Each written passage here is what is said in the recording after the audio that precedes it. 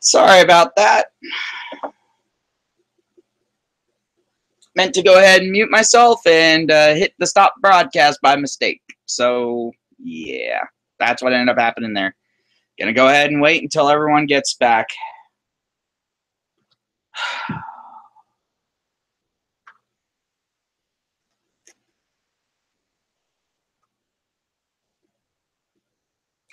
Hey, everybody, sorry about that. User error.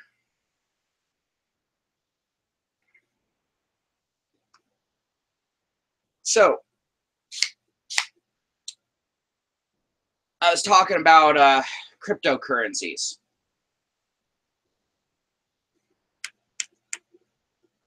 So, with cryptocurrencies, like I was saying, you got the man-in-the-middle attack. People can go ahead and just double spoof, and even with a secure connection, you're going to have some issues. They can actually go ahead and decide to just go ahead and take all of your stuff. They can reroute anything they want. It's a fairly easy thing to do. Doesn't take a whole lot of work. Takes some know-how, but I mean, the information's out there and readily available enough.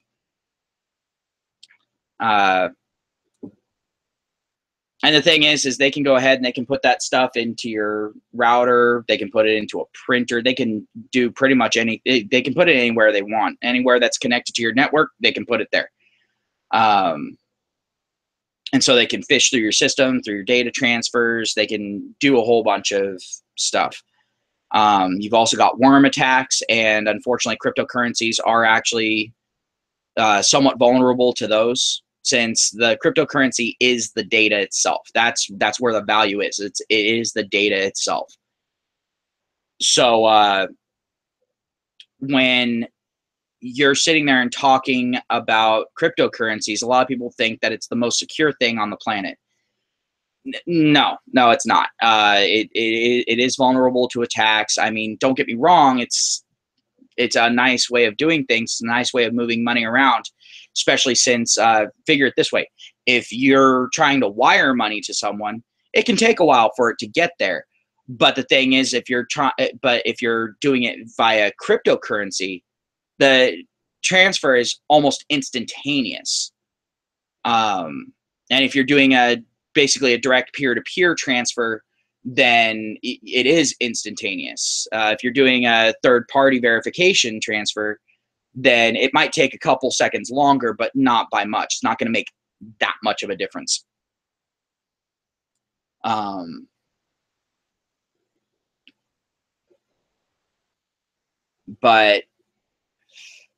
I don't think cryptocurrency is going anywhere anytime soon, because a lot of people are getting really skittish about the fiat currencies around the world, and they're kind of wanting to pull out of it. A lot of their faith is being shaken in it right now, seeing how bad situations can go and how quickly they can go badly.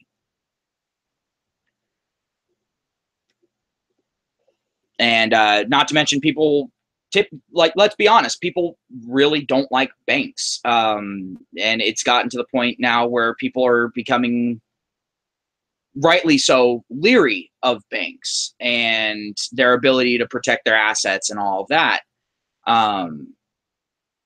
And so combining all these different factors, I really don't think cryptocurrency is going anywhere anytime soon. But people are just going to have to start thinking a lot more safety-oriented thoughts when it comes to currency at that point than if you have like your cash currency and all of that. Any sort of digital currency can be nailed, and unfortunately, cryptocurrency is all data. That's what it is, and so it's very vulnerable to some very common style attacks if you're not careful. Like me, I won't use a cryptocurrency on any device that I would use for anything else. I would not do it. That would be an isolated device, but that's just me, because if you have an isolated device, you know, you're not going to have as much of a chance of getting an infection from a virus. And it's a lot easier to keep that device locked down and secure for you. Does it mean that you're entirely safe? No, no, it's not. But you're lowering your digital footprint to the absolute bare minimum. So at that point, you can go ahead and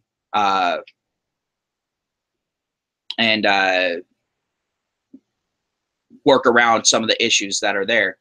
But also at the same time, as soon as you connect that device to the internet through like a router or something like that, you can get hit by a man-in-the-middle attack, because your device doesn't have to be infected with a man-in-the-middle attack. The port has to be infected, or another device on the network has to be infected. That's it.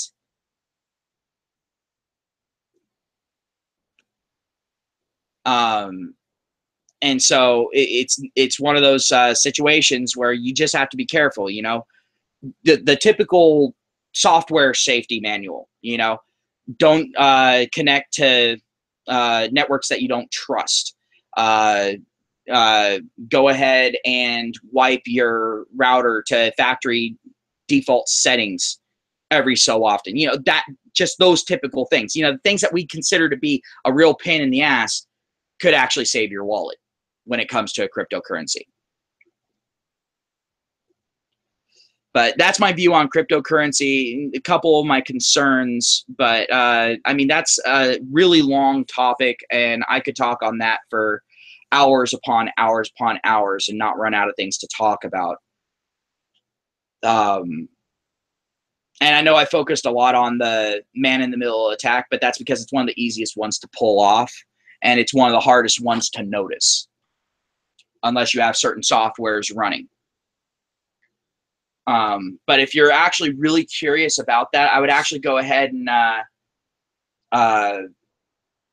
direct you to go ahead and look up McAfee's thoughts on it, because he's much more learned on the subject than I.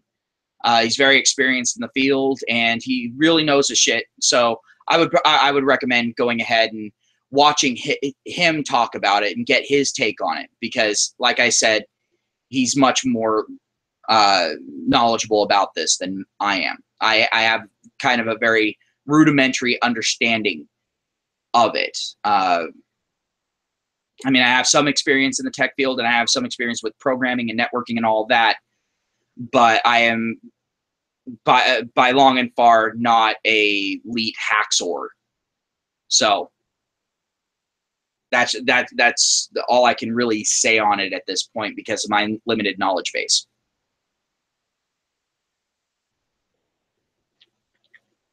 So are there any other questions from you guys? I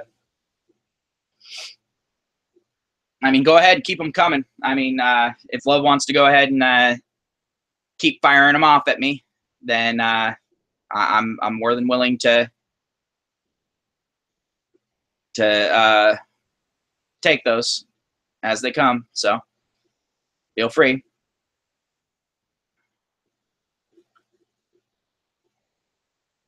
And while I'm going ahead and doing that, I'm also going to be clicking back and forth between a couple of tabs here to go ahead and get this back up to standard. I wanted to get it back up and running, so I didn't put any of the tags in that I normally put in. So I'm just going to go ahead and put those tags in so other people can go ahead and find it a little bit easier. But I'm going to be checking back and forth every once in a while. But yeah, like, honestly, if I was to really think about it, I would probably have to say that with cryptocurrency, like I said, it's here to stay for at least a while. But at the same time, it's definitely going to be one of those scenarios of, why is it not letting me do this? Okay. Boom. Really? Okay.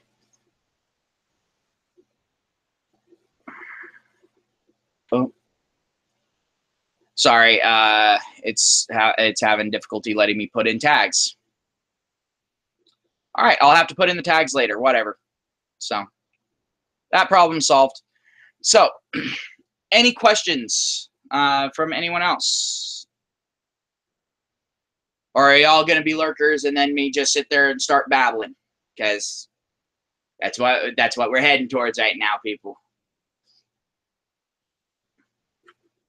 All right. All right. What's your point of view on getting a college education? Is it worth it in today's social climate? The thing is at this point, there is still some worth there, but the question is it going to be there when you get out? And that's the most important question, because the thing is right now, a lot of colleges are losing a lot of reputation with businesses, and they're starting to get known for putting out subpar graduates and people that have a severe deficit of skills in their selected fields. So when you go ahead and you ask about whether or not college is worth it, it's also a question of, is it worth it from the college that you would be attending? Because I mean, before, if you went to Harvard or something like that, people were all like, "Oh, you're going to have all the skills needed for the job. You're going to be excellent at this," and so on and so forth, with just about any degree that you got. But now they're sitting there, they're looking at Harvard, they're looking at Yale, and they're just going, maybe not. So right now, I think with the current social climate, I would recommend honestly going to a trade school and learning a trade that you find not only interesting, but also maybe even a little bit fun, or even a lot of bit fun, and make a career out of that, as opposed to going out and spending hundreds of thousands of dollars on some degree that very likely will be about as useless as toilet paper in a few years. Whereas trade skills, those can transfer over anywhere. And once you've got some experience in the field, then people just stop asking for it. It's basically more of an entry-level thing, showing that you have the basic skills.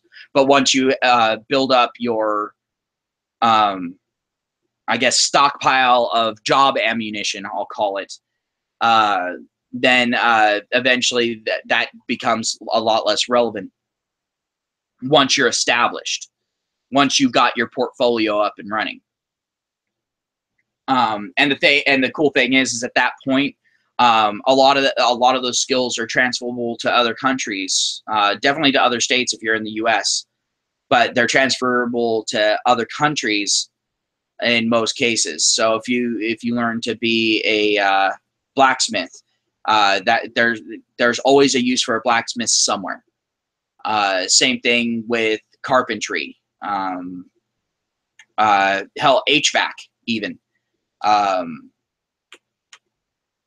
There's a lot of options out there that a lot of people fail to assess. And the cool thing about trade schools is not only are you learning those useful skills, and not only that, you're also learning skills that future employers are going to want, but you're also learning skills that are that they're going to respect. They're going to know that you have those basic skills to begin with, as opposed to, like, let's say you get some degree in some social studies major. It's going to be a big question as to whether or not you have those skills. But that's also bleeding over into other degrees. I mean, you got your medical degrees, which they tend to take those fairly seriously, but that's just about it. I mean, if you're going into the tech field or something like that, you're probably better off going to trade school and learning a specific aspect of it. Like maybe take some regular college classes to go ahead and get your certifications on some things.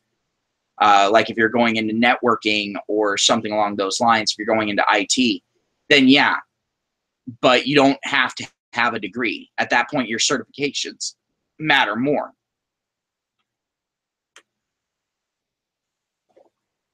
Whereas with trade schools, it's the same thing as having certifications. So I don't recommend going out and spending a crap ton of money on some degree that's more than likely going to be worthless later on. I can't honestly suggest it.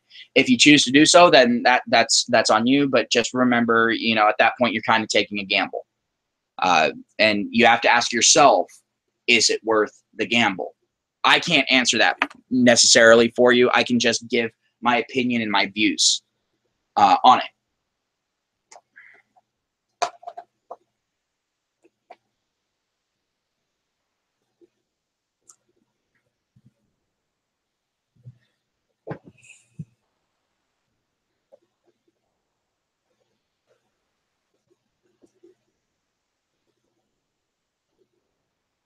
So, yeah, that's pretty much all I have to say on that one. Again, I know that that's probably not any real new information or new insight, but that's just my opinion. It's the only one that makes sense, and making it any more complicated than that is going to be, well, it's going to be tedious, and it's also going to end up becoming redundant. Like me personally, I want to learn to be a blacksmith because I've always had an interest in it, and you can make some money from it. Or you know, especially if you're stateside, you know, learn gunsmithing or something. You know, some useful trade skill, because then at the very least, you at least have that to fall back on. Like another trade skill that I want to learn is programming. I know that that's an uphill battle for me, especially given my age. But you know, it's something that if you put your mind to it, you can learn it and you can get really proficient at it. And again, once you have your portfolio built up, you're pretty much set.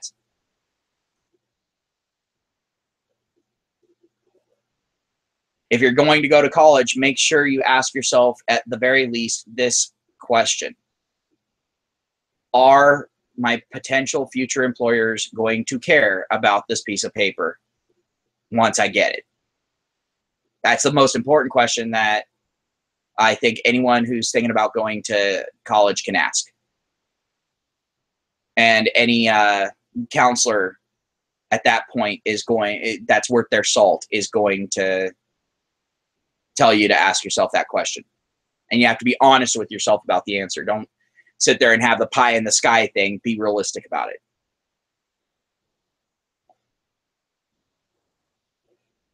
Like me, I like if I was to go out and get a degree in video game design,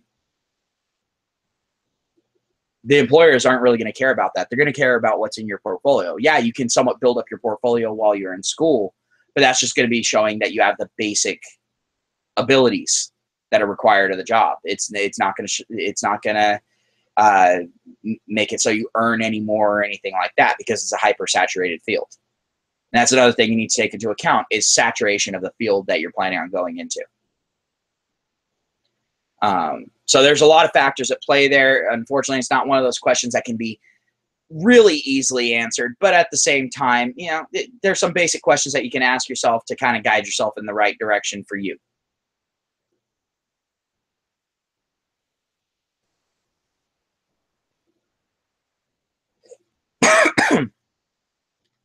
Next question.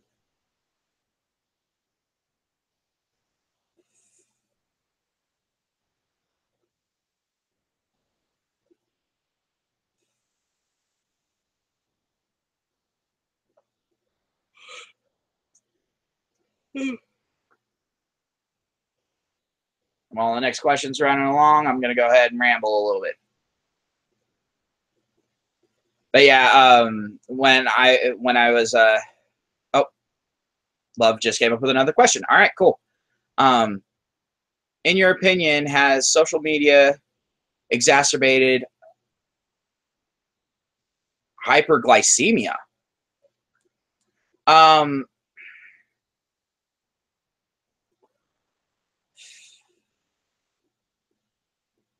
I don't know if social media is.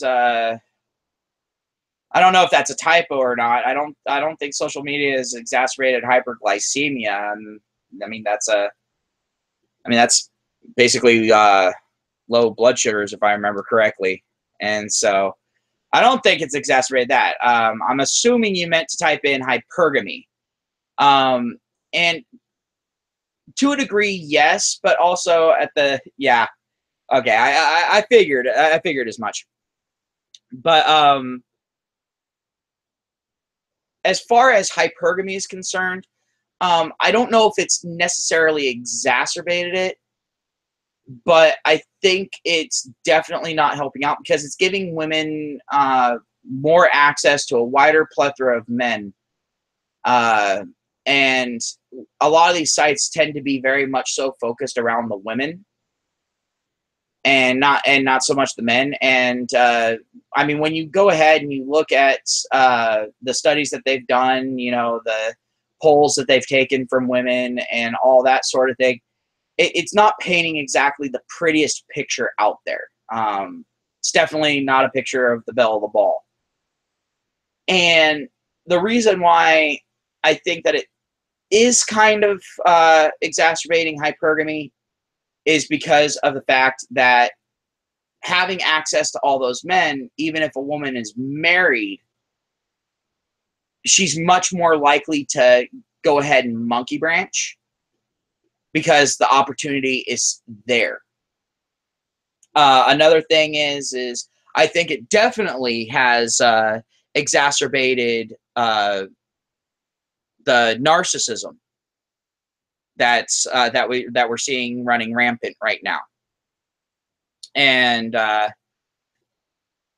I mean, it's exacerbated the narcissistic part of a lot of fucking people. I mean, the vast majority of people, it has definitely accelerated it. It's also kind of made a lot of people a lot more materialistic, oddly enough. Which I guess hypergamy does come down to materialistic nature in some degree. So, yes, I do think so, but not as much as the changes in the laws. Like the way that laws have been going and all that, I think that that's more of a culprit for exacerbating hypergamy. But that, again, that's my opinion on it. But I mean, if you really go ahead and look at it, I think it would be more the laws than social media. But social media has played a part in it, as well as mainstream media and other forces out there. I mean, especially now that women are sitting there and saying, "Oh, I should be able to go on to social media and cheat on my husband, but they shouldn't be able to utilize that evidence against me in court when I'm sitting there and trying to take him for all he's worth."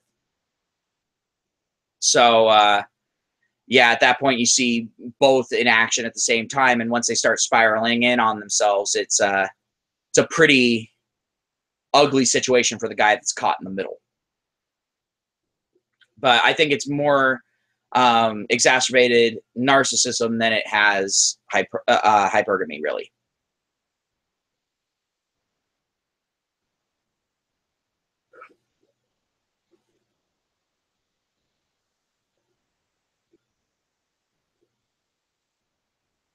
But yeah, when it comes to hypergamy, a lot of it comes down to access, and it's no secret that social media has given these women that are very prone to giving into their hypergamous nature, it's given them a lot of access to men that they would have otherwise had no access to.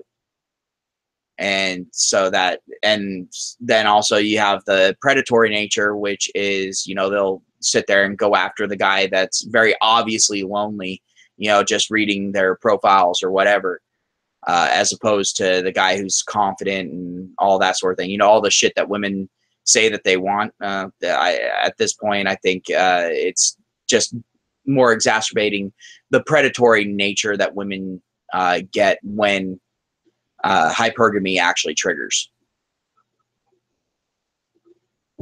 as well as giving them more access. So I know that that's kind of an overcomplicated answer for it, but it's also more of a complicated issue than just has it exacerbated hypergamy.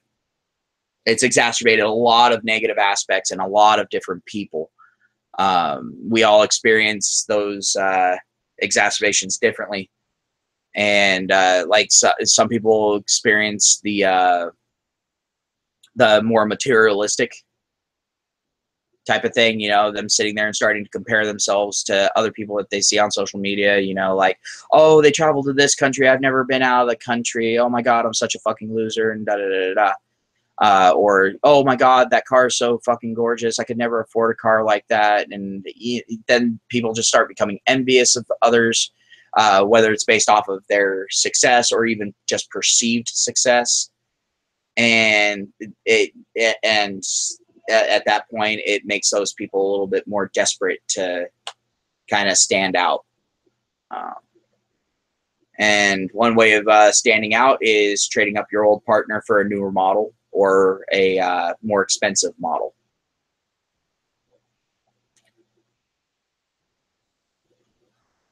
So I think it's a much deeper issue than that. Seems like Love's the one getting all the questions in. No one else is asking questions. Come on, guys. You've been on my channel long enough. You know I don't bite hard. And when I do bite, it only hurts for a second and then it's all over.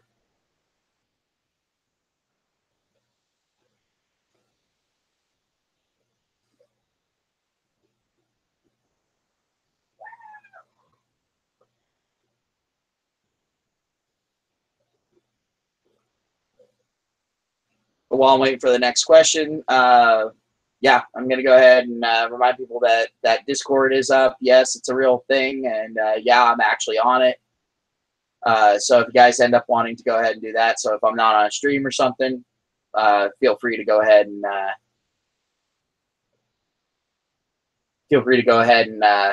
you know, talk to me on there. You know, go ahead and put a message up on the board. I'll just like with my comments, I'll definitely try to respond. Like I said, right now the Discord is brand new, so you know, I'm still trying to work. I'm still trying to learn my way around through some of the more intricate settings.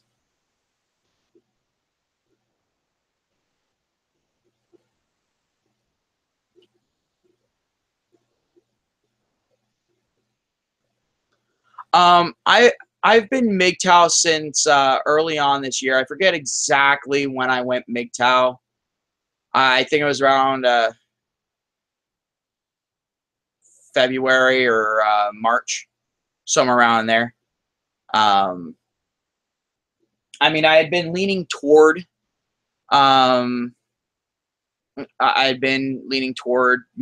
for a little bit, but it was just one of those like, I don't even realize, I don't even know exactly what my defining moment, I would say, is. I mean, I've thought like a MGTOW for a long time. Let's see.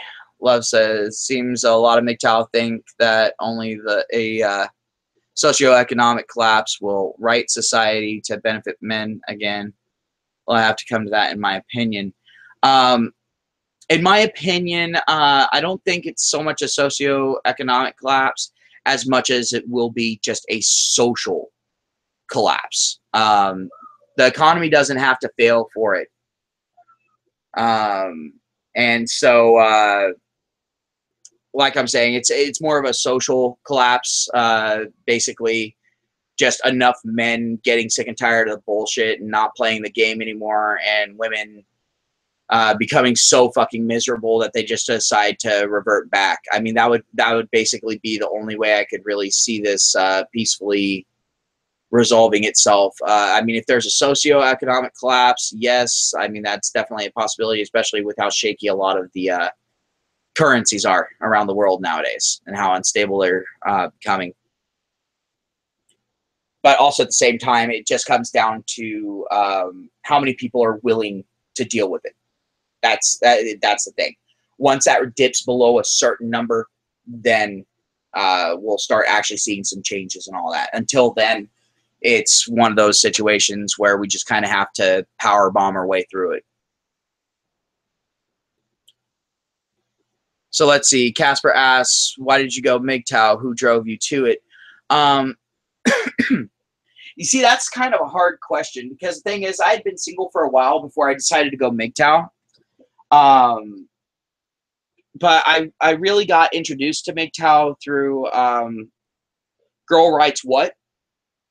And the reason why it caught my interest, because she was bringing up a lot of good points. And so I started looking into MRA, and then MGTOW started getting thrown around. So I looked into MGTOW, and I looked into what the general idea of MGTOW was, and it lined up with a lot of what I was thinking. But there was also a lot of negative stigma there that kind of kept me from going through. But then I started watching MGTOWs like Raging Golden Eagle, also even Angry MGTOW,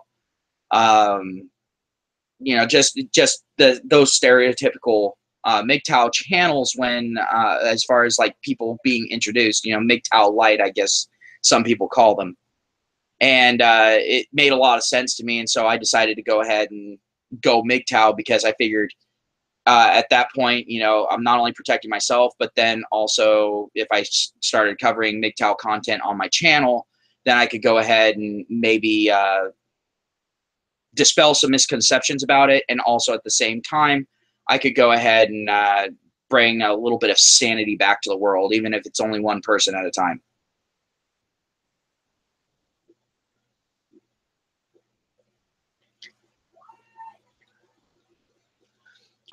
When I said revert back, I meant revert back to more traditional values. But the question will be, will men have it?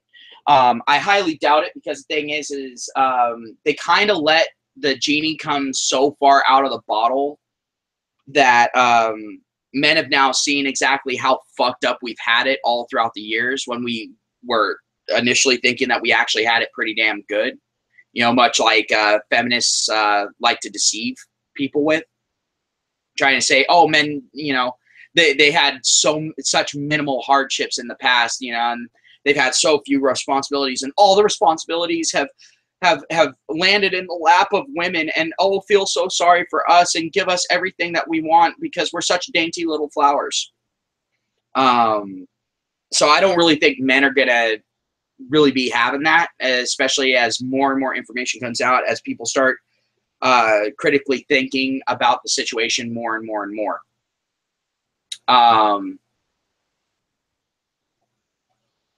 Let's see. Love asked if I think that there are other options to the socioeconomic collapse. To a degree, yes. But the thing is I don't really foresee them actually coming through. In fact, the options that I think would be the only options that could save us from that situation, I actually covered in my How to Destroy MGTOW video.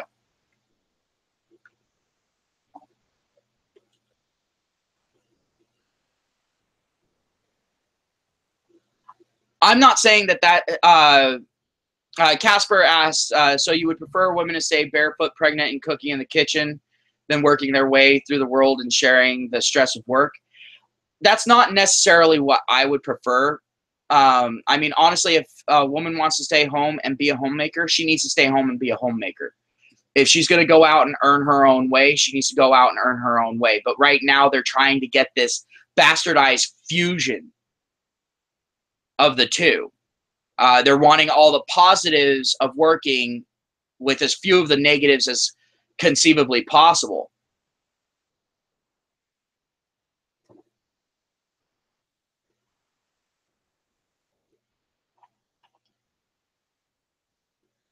But the thing is it's not how it works. I'm one of those people. I actually do believe in equality, but I also believe in freedom of choice. And so the thing is at this point, you know, there's a lot of bitching and complaining going on both sides. Some of it valid, some of it not so valid. And I think that the way that we've been addressing this as, you know, men versus women isn't exactly the way to go.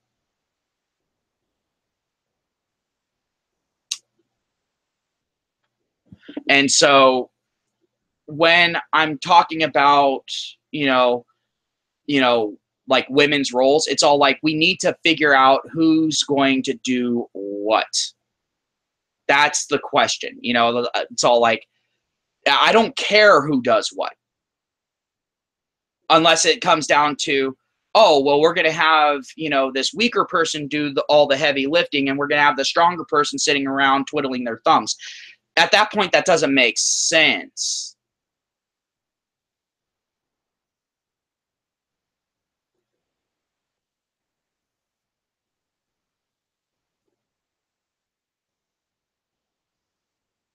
But the fact of the matter is if we're going to go ahead and we're going to say, don't, don't have these gender roles, don't have those gender roles, fine, whatever, to a degree, but also don't deny nature. I'm saying go with what men and women are geared toward. And men and women are very different in that way. Men tend to be more geared towards the hunter-gatherer aspect, although they're trying their damnedest to educate that out of each successive generation of men. If educating it out of them doesn't work, they try to drug it out of them.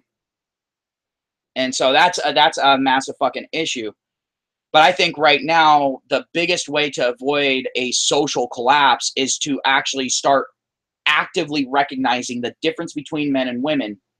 Start recognizing the different strengths and weaknesses that men and women have, the different specialties that nature gave us, and actually go that route. That's how I believe we can go ahead and avoid that shit. But I think that's the only way that we can avoid that shit. If we don't start acknowledging it, society's done. Because if we can't work together, at least on that basic level of nature to a degree, then the fight's already lost.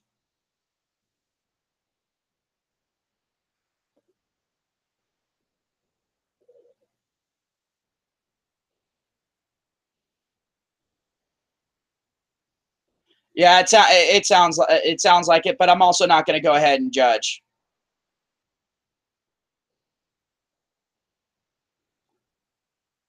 I'm here making 7-hour videos every day because feminism keeps fucking up society to the point where I have to make 7-hour videos every day just so I can have enough time to talk about all the different fucking ways that feminism has fucked up society. That's how, Casper. Moving on. Anyone else have any questions? Maybe some real questions for once. Hey, how's it going, Zeitgeist? What's up, Warrior? And by the way, Casper, no, I'm not gay. I'm actually heterosexual.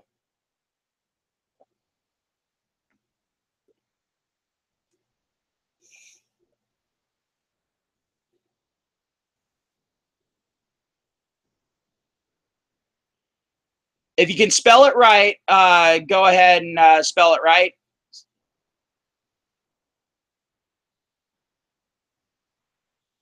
Because I don't know what Hudgentar is.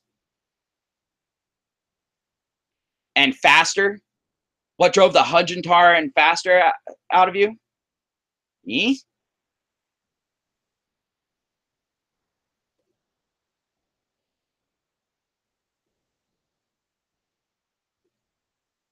Oh, okay. I thought you were asking me. My mistake then. But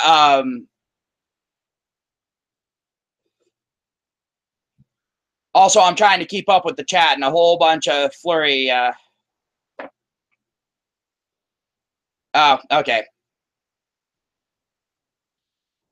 I think, in all honesty, I think Lethal thought that you might be a female.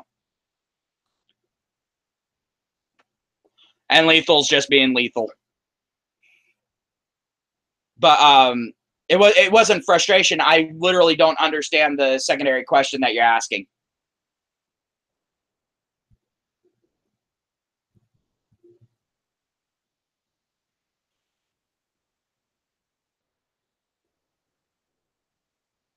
The hunter and gatherer mentality isn't gone from me. I have no problem.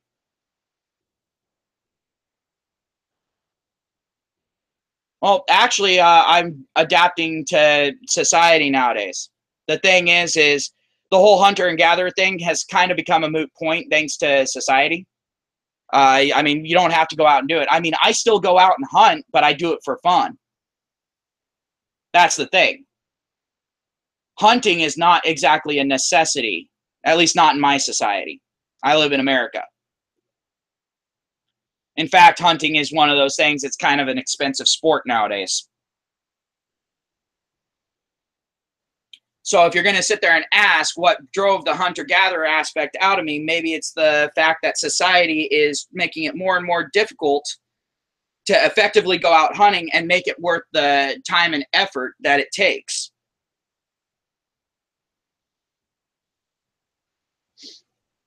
So that would be what drove that out of me, I guess, if you're going to sit there and say that it was driven out of me. But me sitting here and making videos on YouTube doesn't mean that I don't have a hunter-gatherer mentality.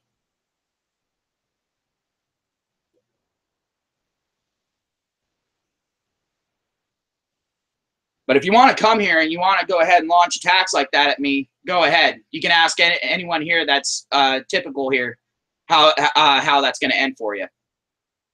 Here's a hint: not well. Because the thing is you actually have a legitimate point inside of that, but the way that you're asking it, yeah, it's definitely coming off as a personal attack. Now, if you don't like what I have to say, then you don't have to stay here. That's fine. I'm cool with it. I'm not forcing anyone to stay here. I'm not forcing anyone to listen to me.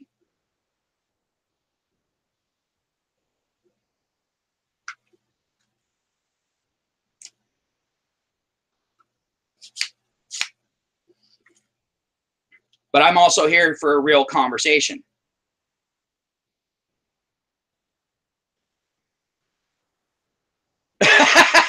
Zeitgeist, that's funny. Zeitgeist says, I just imagined a dude with a Speedo and a spear standing on top of a skyscraper. I am here to hunt and gather. Oh, man. That's fucking amazing. That's an amazing fucking sight. That would, yeah. That would definitely get, at the very least, a nervous chuckle out of me.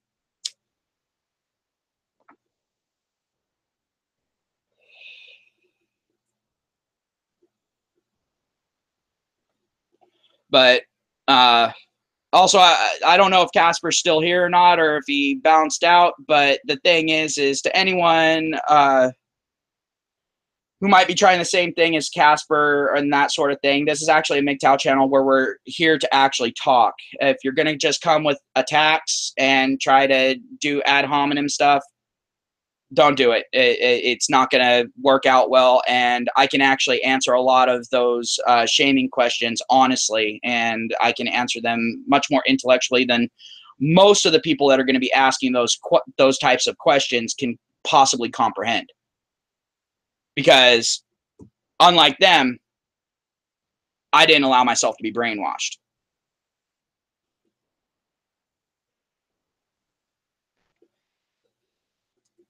I don't have to view the world through rose-tinted goggles.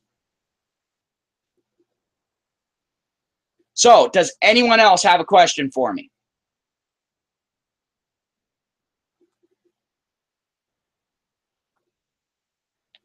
This is an AMA anyway. Like I said, I'll answer any questions that are coming my way. So, feel free, guys.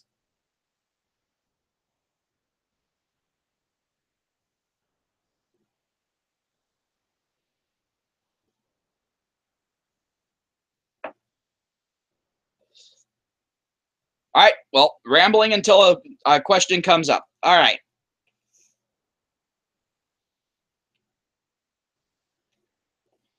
Me, I'm 32. I actually just turned 32 on the 6th.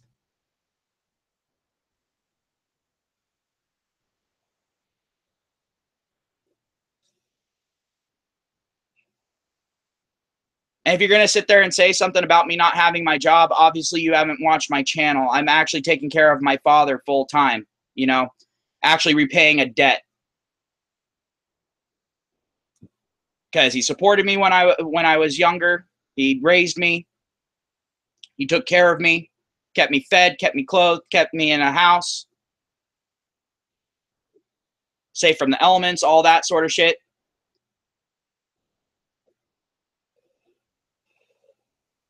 So yeah.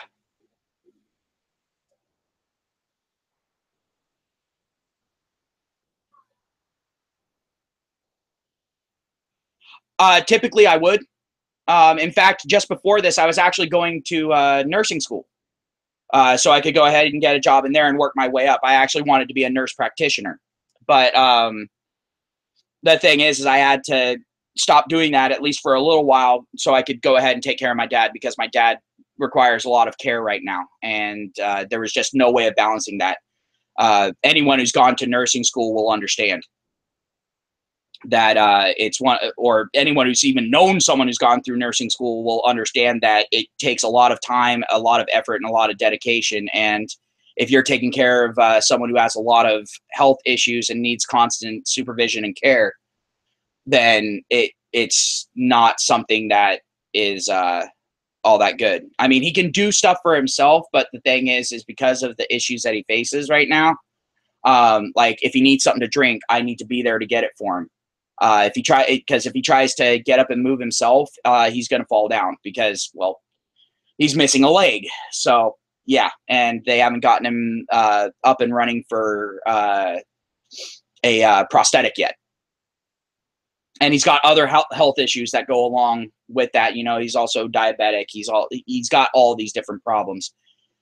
And so he needs someone there. He needs someone to take him to and uh, from his appointments. He needs someone to take him to and from dialysis, uh, to and from his physical therapy. So there's a lot of work involved in it. I do my streams when I can do my streams. I'm trying to get them as consistent as possible, but sometimes it's just not a possibility with how hectic some of the weeks can get. Some weeks are better than others.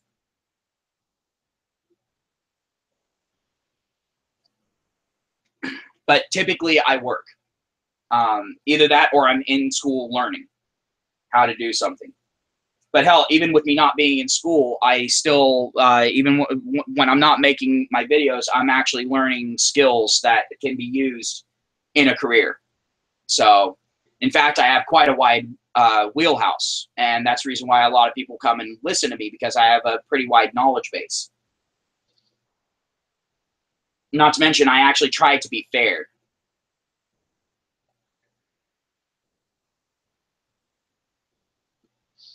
Um, but the thing is when something's going wrong, I will fucking call it out. Just like I've called out other MGTOW creators on their bullshit. I will call out anyone. Doesn't matter if they're a feminist. It doesn't matter if they're an SJW. Doesn't matter. It doesn't matter if they're conservative, if they're right wing, left wing. It doesn't matter. If someone's doing something fucked up, I will fucking call them out on it, and I will take them to task.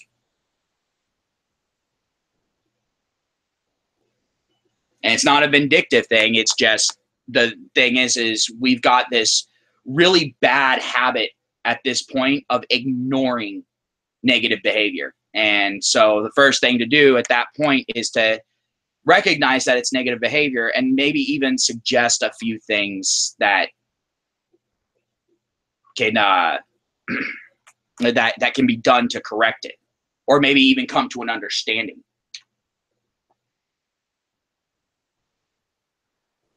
I'm not saying we all got to agree with each other. I'm not banging the tambourines, you know, singing, can we all just get along?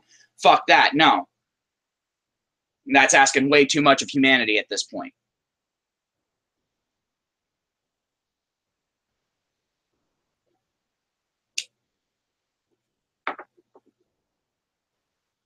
But the thing is I also believe that everyone has a freedom to their own opinion.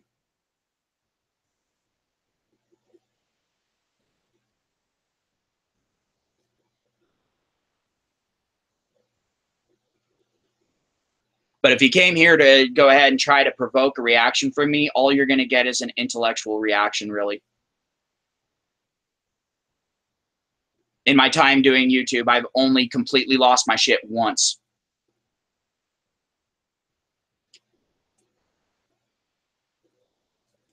Unless it was about something that was an actual legit travesty or terrorism or something like that. But I don't think anyone at that point's going to blame me for losing my shit.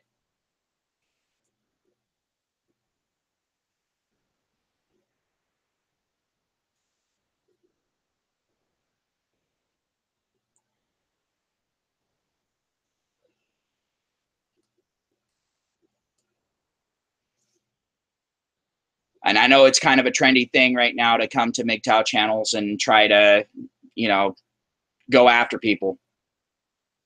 Yeah, it was SFM that caused it, but it was because of the way that he acted and the things that he did. It was the absolute lack of respect that was shown there. That's what pissed me the fuck off.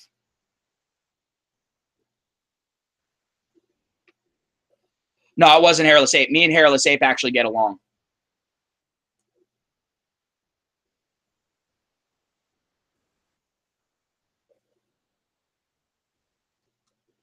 I mean, we disagree on some things. Don't get me wrong. I mean, we do disagree on some things. I mean, we are people with our own shit.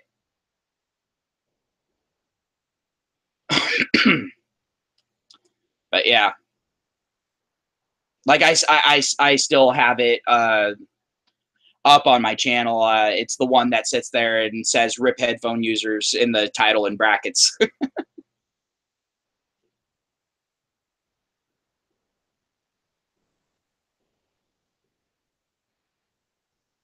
I ain't gonna go after you, guys. Not unless you're saying that suicide terrorism is justified. At which point, then you and me can have words, buddy. Other than that, whatever.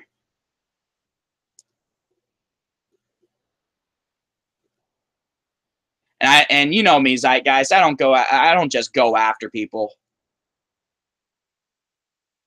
especially if it's just on a disagreement. Like I'll sit there and I might say I disagree with this. Like earlier, I was talking about a video that Monday Matt had made earlier, where he was sitting there and trying to minimize a very serious issue that he even realized that it was a very serious issue. You could even tell by the end of it, and you could tell that he was getting pissed off at it.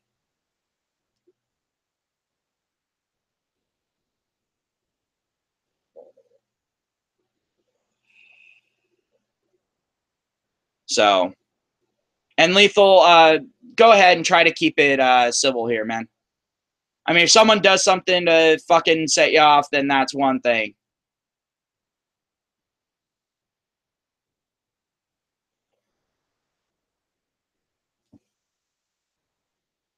But the thing is MA hasn't done anything, so don't do the attacking everyone that's here. That isn't what this channel is about. Remember, this is a ask me anything stream. It's not a it's not a dogpile on anyone that we dislike stream.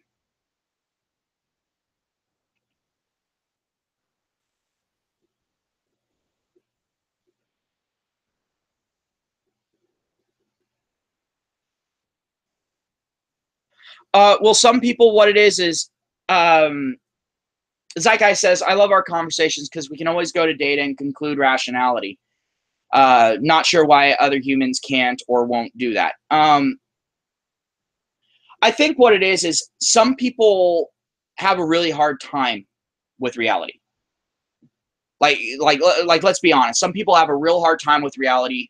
They have a real hard time admitting that they might have some shortcomings or that they might be wrong on something or whatever. You know, they might have some sort of block that's happening there.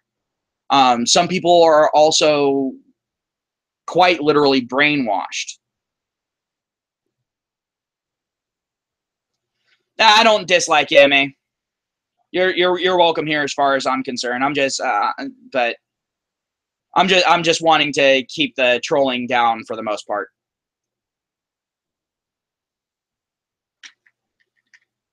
So far, I don't think you've really fucked with me too hard, and not in any way for me to ignore you. So, because as anyone here knows, that takes a lot for me. But anywho, some people just have a hard time accepting facts, you know,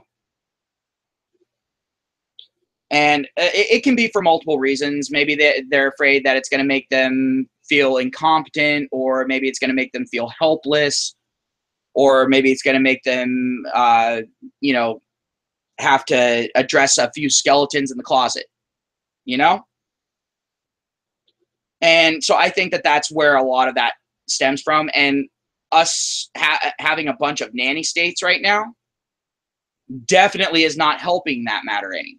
I mean, when you hear me sit there and talk about safe spaces, I talk about them with great disdain. Well, the reason why is because safe spaces run counterintuitive to logic, reason, and truth.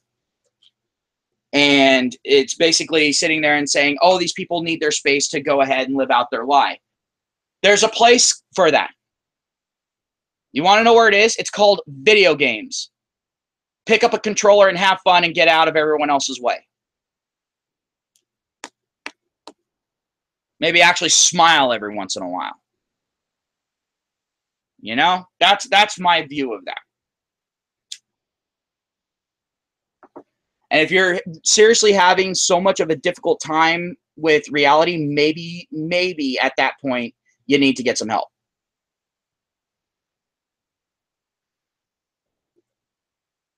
Oh, I have to agree with you, MA. The pissing contests in the manosphere are getting to epic proportions at this point. But eventually the pissing contests are going to have to stop, because we're going to have to get back to taking care of business again at some point.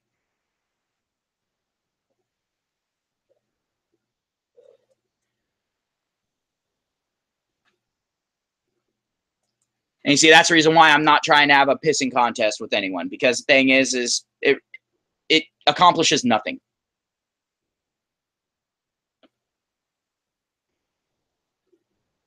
So, does anyone have any questions for me? Any questions about, you know, my beliefs, my opinions, something about me as a person, whatever?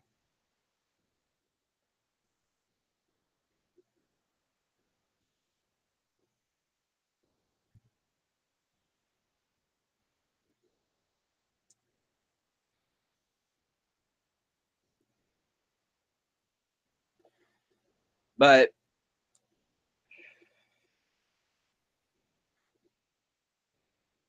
yeah, it's just one of those situations right now where, like with this stream, I'm just wanting to, like, you guys to feel free to get to know me a little bit more.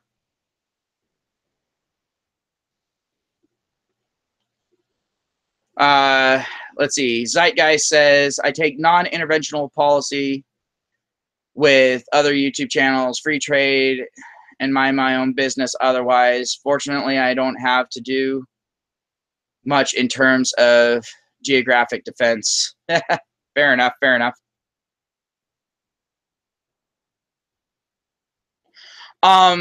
You see, the thing is I don't know exactly what I'm going to do. I could go back to school, finish my nursing school, and go into a job that I'm more than likely going to absolutely hate, especially living in California. Because the thing is the the laws are getting so fucking ridiculous nowadays that I really don't see myself keeping my sanity in that field. As much as I think I could do some good in the field, I really don't think I could keep my sanity in it. So I could go ahead and do that, or I could go ahead, finish learning programming and go into that. Or I could start programming my own video games like I always wanted to do. Or I could go ahead and go to HVAC school really quick and earn that, and then fucking kill myself in that fucking job. Or if the secondary channel that I'm going to be making up with Sin actually takes off, it's going to be a gaming channel. You know, we're going to have the typical stuff, you know, let's plays, game reviews, so on and so forth, all that sort of thing, but with more of a very unbiased slant to it.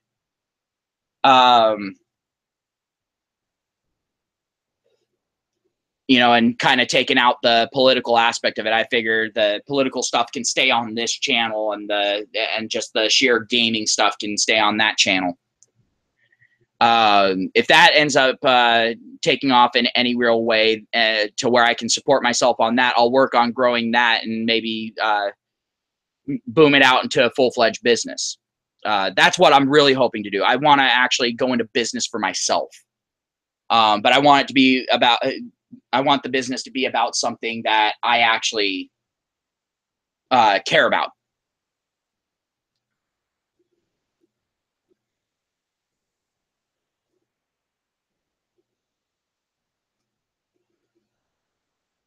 But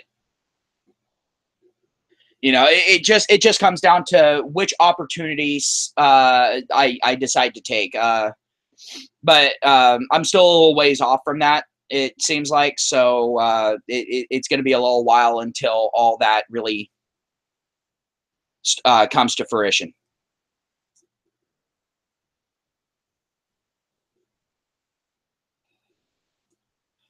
Oh, MA, I do not recommend returning to California. California is very quickly turning into a fucking hellhole. Not just as far as political climate, but actual climate. I mean, my God, we've got some fucked up shit going on here as far as like the heat waves and all that sort of thing. Like, it's a lot worse than it used to be. Like me, at the first opportunity I get, I'm getting out of California. Like, well, at the first reasonable opportunity, because technically I have an opportunity right now. I could just sit there. I could just walk out the door, start walking east, and just not stop until I'm out of California. But that's not practical, because I'm going to find myself in a fucked up situation right quick and in a hurry. But yeah. To anyone who's thinking about moving to California, if you are at least in any way sane, I cannot fucking recommend it. Because one thing that California hates is sanity. Have yourself a good one, Warrior. Thanks for dropping by the stream. All right, so does anyone else have any questions for me?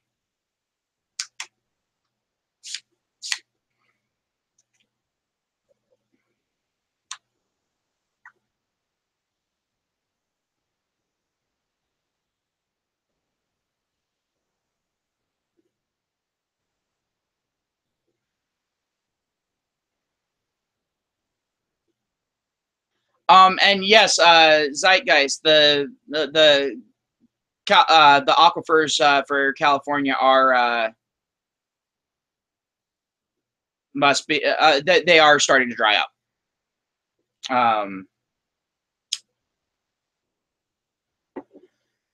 And I mean, you know, it's not like to horrendous levels yet, but we're definitely seeing the effects of it. I mean, we don't have full-fledged sinkholes going yet, but I mean, it's only a matter of time until that starts happening. But I mean, we're seeing more fires. We're seeing less returns from rains, and when it does rain hard, we're getting flooding. I mean, it's just all one giant shit show right now. Then you got, of course, the liberal loony left that's wanting the North State to go ahead and release all the water in one giant fucking burst for them instead of us actually saving up some water. And so that's causing some major issues, especially up where I live. So yeah, it's not exactly a good situation when it comes to water here. But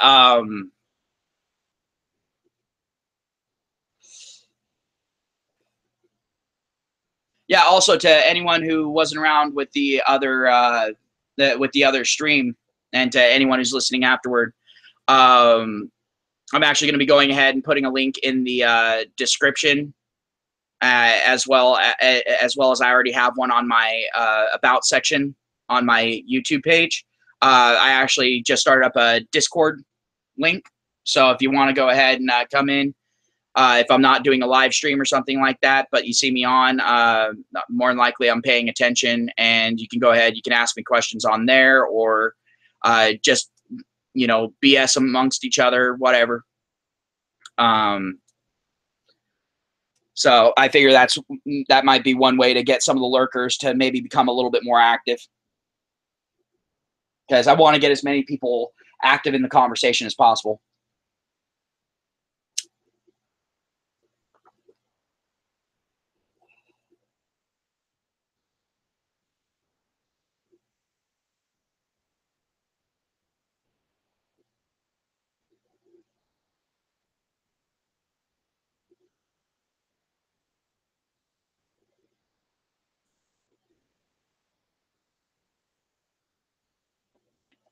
But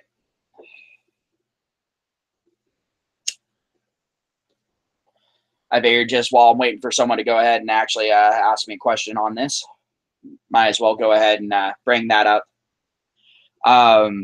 Also, to anyone who wasn't there in the earlier stream, and it might be a shock to them and that sort of thing, I'm actually going ahead. I'm starting up a Patreon because a bunch of people have been telling me to start up a Patreon and that sort of thing. So I'm going ahead and doing it. I'm not expecting anything to really come of it, but if you want to, feel free. I'll go ahead and have my link up once my Patreon is actually up and running. So if you want to, you can go ahead and do it. And as far as the Patreon is concerned, if anyone's wondering where the money's going to be going, it's going to be going towards updating hardware. Period. End of story. So basically, buying a better microphone, getting a better recording cam for me, so while I'm doing my live streams, and also setting up my live streaming section.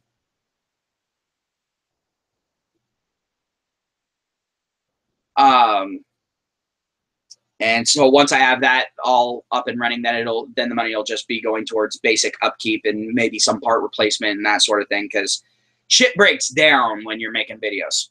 And also it'll go towards giving higher quality videos as well. So that's another thing. Like I said, I'm not expecting anyone to put anything into it, but if you want to, feel free. I'm definitely not going to cry if you do. So let's see. Love asked, what are your views on sex dolls, and should prostitution be legal in the States? Well, to the first part of that question, yes, please. And should prostitution be legal in the United States? Yes, in my opinion. I think that if two consenting adults are completely willing to exchange money for sexual favors, then why not?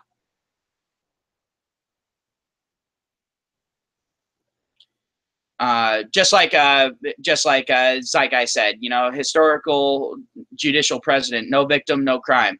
No victim is caused by trading sex for money between adults. Yeah, exactly. And I'm of that same mindset. It's all like, if they're both consenting adults, then yeah, I don't really see an issue with it. And at that point, then women can fully just drop the pretense and stop dicking guys around, and we can get back to a level of normalcy.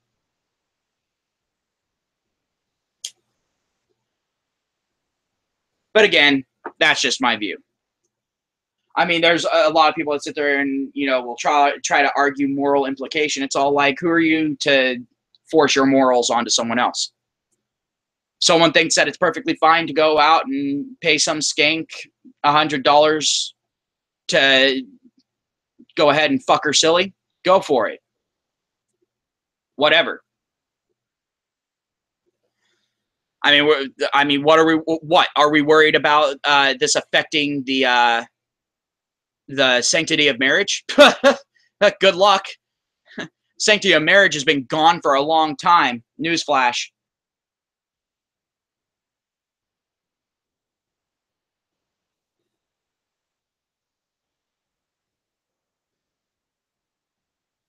Love asks, what are your views on female objectification? Is it really all men's fault, or do women objectify themselves? Uh, the thing is when it comes to the objectification of women, women objectify themselves even more than men do. And this is actually kind of proven when you bring up companion bots and advanced sex dolls and that sort of thing. Women lose their fucking shit over it, and they go to shaming and all that sort of thing. So at some baser level, women know that the only real thing that they have to bring to the table is their ability to spread their legs when it comes to an actual relationship. Whereas men bring their resources, they bring their strength, they bring protection, they bring all this other fucking shit. In most cases. I mean, obviously you're going to have the outliers. But the thing is, it's all like women want to not have to fulfill their typical roles, but they want men to have to continue to fulfill their typical roles, as well as taking up the slack for women not fulfilling their typical roles. But women honestly know for a fact that their main power is by way of sex, and it always has been. And the thing is they know once they lose that power, they are in for a world of hurt. And the fact that they're talking about combining the sex doll technology along with the technology for an artificial womb, that's terrifying women, because all of a sudden now they lost their last bargaining chip. That's my view of it. I mean, am I saying that there aren't guys out there that objectify women and look at them as literally nothing but slabs of meat to stick their dick in? No, I'm not saying that. But at the same time, eh.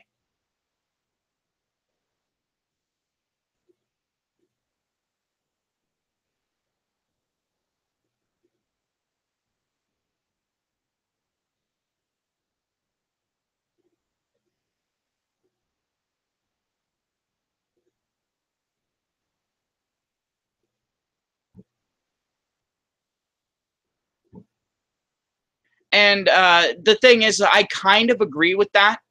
Zeitgeist says, the only morality, the strong may not harm the weak. My quote of the strong may not harm the weak sources back to the original reasons humans created laws in the way back times.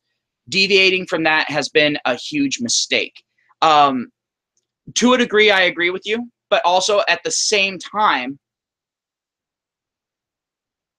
the thing is if the weak decide to go ahead and start fucking around and pissing off the strong, that's a problem in and of itself. Because the thing is, if you have that absolute rule of the strong may not harm the weak, then that means that the strong is not allowed to defend themselves from the attacks of the weak. And no matter how strong one person is and how weak another person is, if the strong person doesn't eventually fight back, they will be destroyed.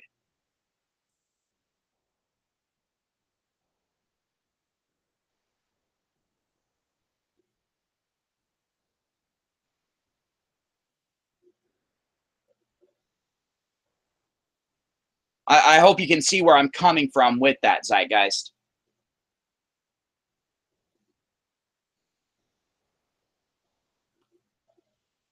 Well, squad, if the nukes drop on California, at least make sure I'm out of there, because I do not fall into any of those categories.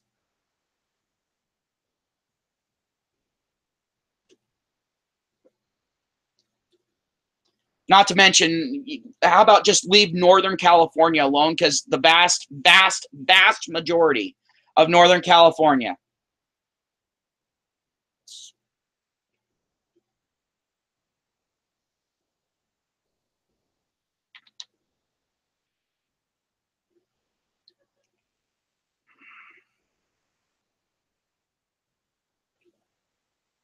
But the vast majority of Northern California is conservative and not in any way liberal. Like hell, like compared to a lot of the people around where I live, I would be considered a far left winger. Like let's just say that.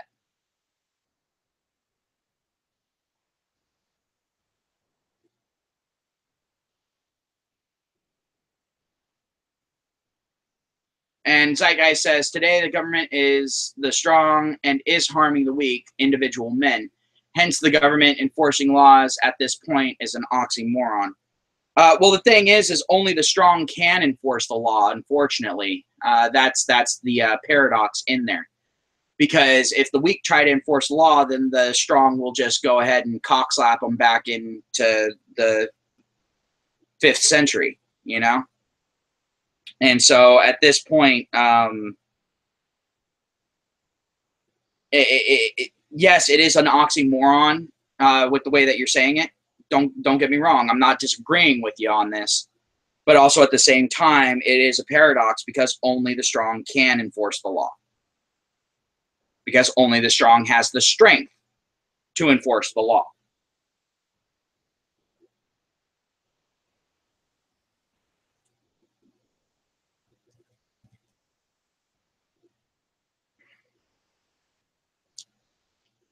And that's why every once in a while you go ahead and you get situations of outright authoritarianism and dictators.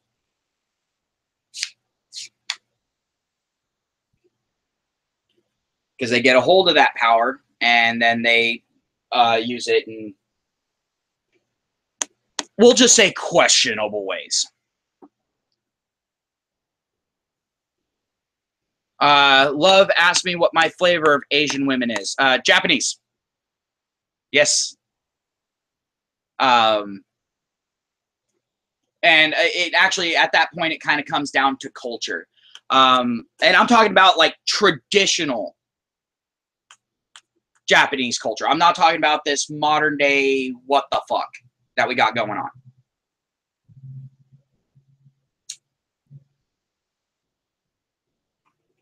on. Because the thing is with the modern day Japanese culture, there's a lot of confusion going on over there, and they've got a fucked up situation. But yeah, I mean, like asking me my taste in women is one of those things where it's all like I could spend hours sitting there and outlining the different factors that I would take into account in deciding whether or not I find a woman attractive or not. Or should I say that my lizard brain finds attractive or not. Zeitgeist says, right, but the laws they're enforcing today aren't laws that are designed for the purpose of the strong may not harm the weak. The laws today derive from opinions. And that's very, very true. And unfortunately, at this point, we're kind of stuck with that. I mean, I'm not saying that there's nothing that we can do, but any changes that are going to happen are going to be slow, painful, and hard fought for every single victory that you get. It's just one of those things that it's a sad part of the reality right now. But when I sit there and I say that only the strong can enforce the law, the thing is unfortunately at that point, it also comes down to the whole, the strong can enforce the law, but also at the same time, the strong makes the law. It's kind of the same thing as history is written by the victor type of thing.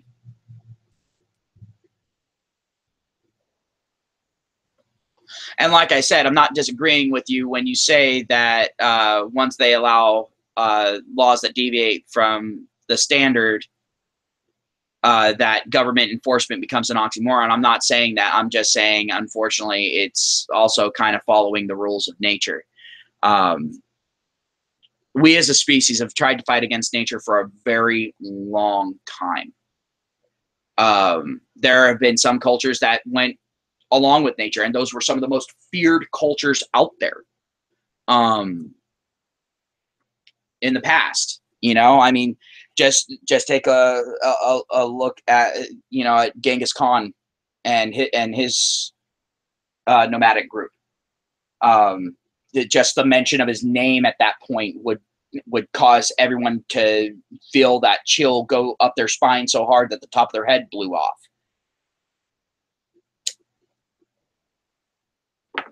And the thing is the cultures that feared that were the same cultures that that had been trying to go, for the most part, against nature. China's kind of unique on that because they didn't try to go against nature, but at the same time, they didn't fully embrace it either. They embraced some aspects of nature, but then ditched others. And it doesn't matter if you're ignoring one part of nature or all of nature. Nature tends to be a bitch like that and will kind of cock slap you a little bit. Yeah, the Mongols, Turbo Battle. And welcome to the stream. So, Terror Battle, to get you caught up, this is an AMA, so it's a Ask Me Anything stream. So if you have any questions about me or for me, go ahead and feel free to ask them. I'll answer all of them.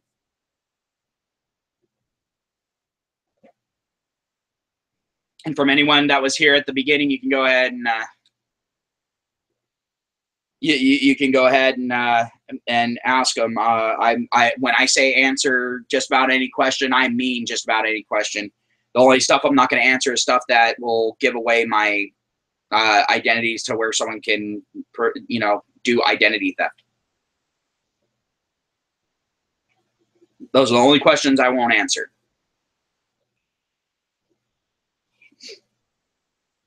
Quite frankly, I'm surprised that only one question has been worded in a way that could be considered insulting. I'm honestly surprised at this point, guys. Yeah, I figured you guys would be asking all sorts of hyper personal stuff.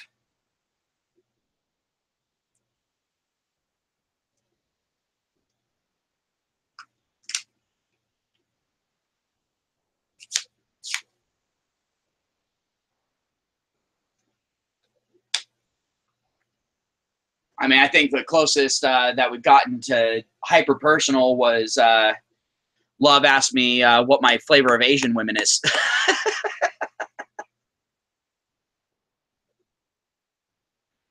I'm actually not entirely. Love asked, what does the welfare reduction this year entail?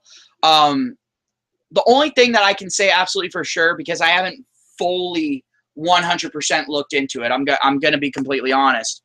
I haven't fully looked 100% into it, but I can guarantee that it will entail a lot of butthurt people.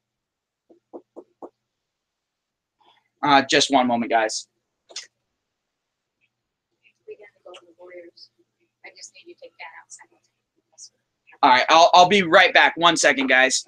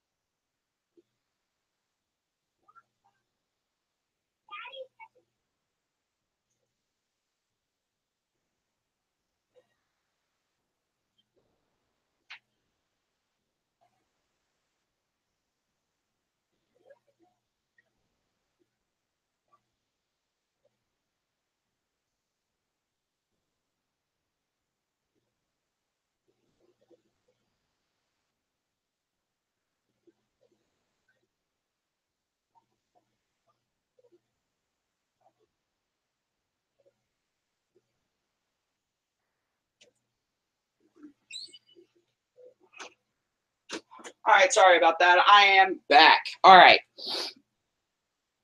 So,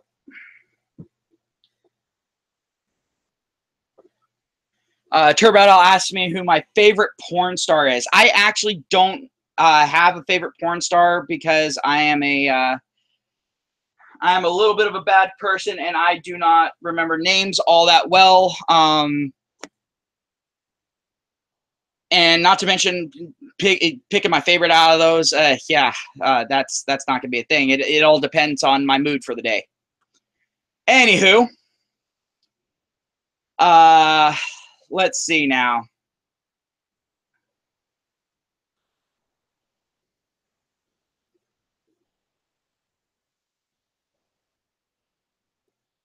Yeah, Zeitgeist actually did a video on China and their whole situation over there, and yeah, like he said, it's way too much to unpack in something like this. And again, I'm not familiar enough with China's system of government to go ahead and break it down to its most intimate parts.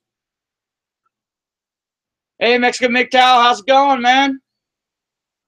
So, Mexican, this is an AMA, so it's an Ask Me Anything stream. So if you got any fucked up questions, go ahead and ask them. I'll answer them if I can.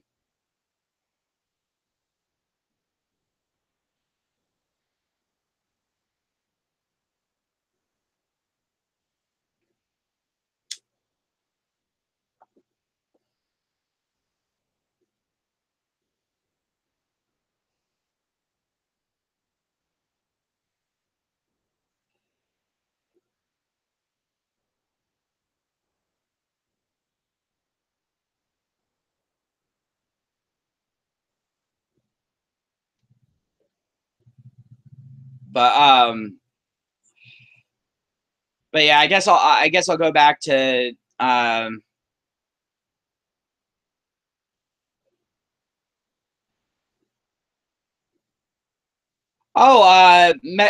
Mexicans asking me about my opinion on weed and GMOs. All right. My opinion on weed is I don't think that it should be illegal. I don't think that it should have ever been illegal. I think it was an absolute sham that it was made illegal, and I think that it was only political bullshit. So the fact of the matter is I think the more places that legalize weed, the happier the population's going to be. As far as GMOs are concerned, I think that they do have their place, but also at the same time, we do need to be cautious with them because there are sometimes some side effects that are a little less than optimal.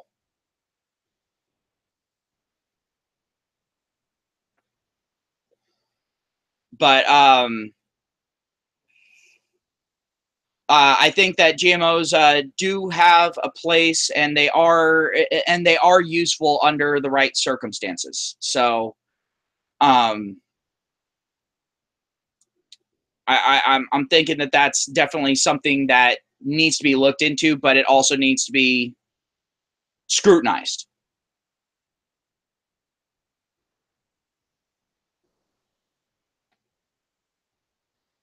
Genetically modified weed. Oh God. I think that would be interesting anyway. But the thing is technically we've been genetically modifying weeds for a long, long time. I mean, we've got all these different fucking strains.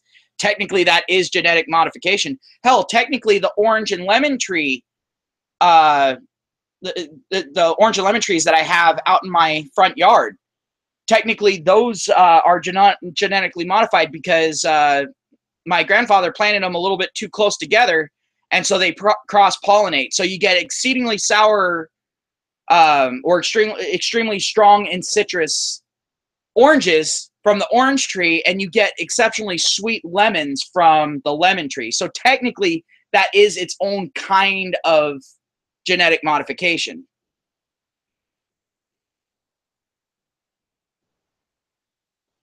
And I eat the fuck out of those lemons and oranges. Anytime those things bear fruit, I pick all of them, and all of a sudden my pH levels go way out of whack because I mean you can only eat so much citrus before all of a sudden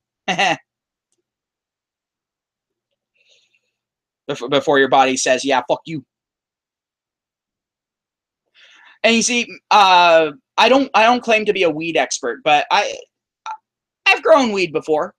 I've smoked weed a lot. For a while there, people were telling me I was a weed connoisseur. I'm not anymore. I've been out of the game for a long time, but still, honestly, it's one of those things. Like when I see the effects of weed versus these other drugs that are legal in the right circumstances, I'm all like, but, but, but, but what? I mean, hell, I sit there and I just compare weed to alcohol or weed to tobacco, and I'm like, there's no contest. Like, I would prefer that tobacco be illegal and weed be legal. And this is coming from someone who smokes nicotine, who smokes like a damn chimney.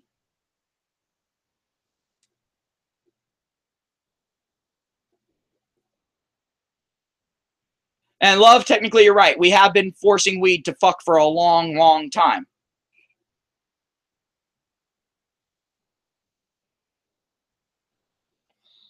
Yeah, well, they're going to have MA says research how Monsanto and Big Pharma is already making moves to dominate the whole industry. Yeah, but here's the thing. They're going to have some real competition with a few of the areas around where I live. Then also Hawaii. Oh my Jesus. I mean, weed grown in Hawaii is fucking fantastic.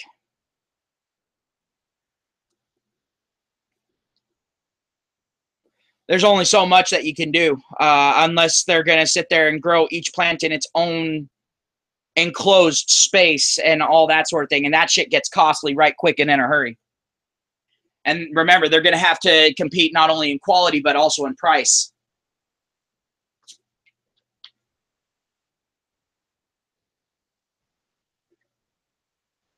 At that point, it comes down to supply and demand.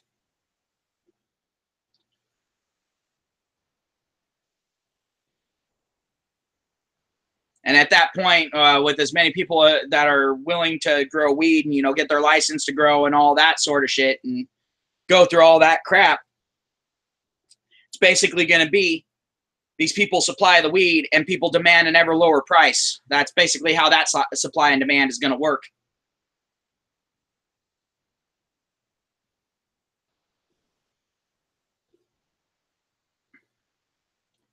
Oh, and Turbattle, you're pretty active on the you're pretty active on here. Just going to let you know right now. Go ahead and check my about page on my channel after this, because I actually have a I actually started up a Discord channel. And all y'all can go ahead and join in. So if you guys want to have conversations on there and that sort of thing, I'll be updated with the conversations and be able to respond a little more readily than I can sometimes with YouTube. And also at the same time, there's a voice chat on there right now. So like if someone wants to go ahead and talk in voice chat with me, then that's perfectly fine. And I'll be happy to do that.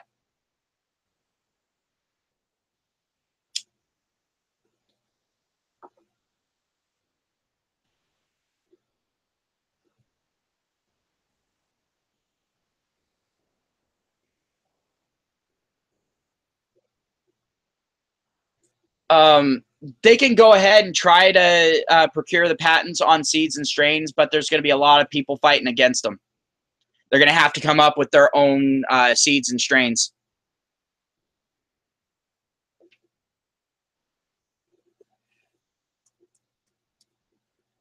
Because at that point, all people have to do is just go, I have these seeds right here. And they're trying to say that these seeds belong to them. Well, these seeds have been here for a long time. These are legacy seeds. So they're going to have an uphill battle there. Not to mention, a lot of people are getting really sick of Big Pharma anyway. And if they go ahead and try to pass some bullshit laws, then we'll just have another fucking revolt. And at that point, you're getting between unhappy people and their weed. Not a good place to be. That's kind of like being between me and tacos. It's not a place you want to be. If I could pick one superpower, what would it be?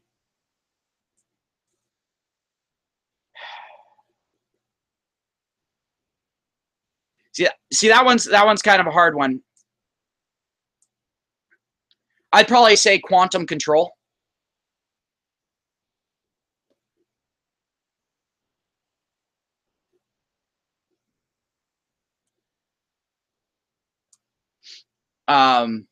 Yeah, I'd probably say quantum control because at that point, I can do pretty much anything I want.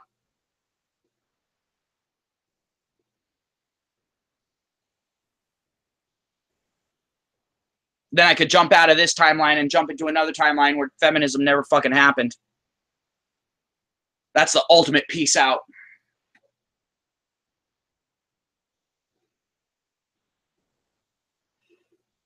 Exactly, MA. The thing is weed's been operating in a black market for a long time anyway. So the thing is it'll.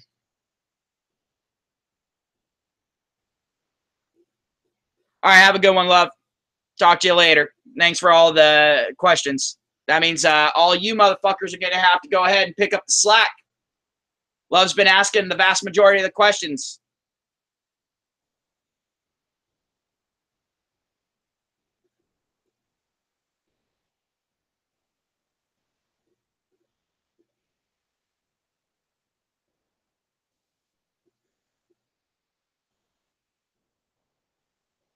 They're trying to work on GMO cannabis, but the thing is cannabis breeders, Mexican, are a lot smarter than that. They're not going to just allow for cross-pollination with their plants, and any grower worth their salt is going to have legacy seeds.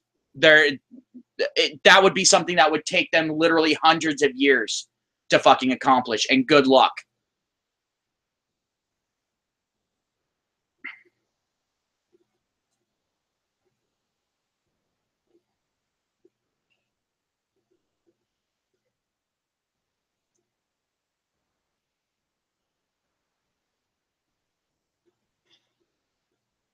So, any other questions?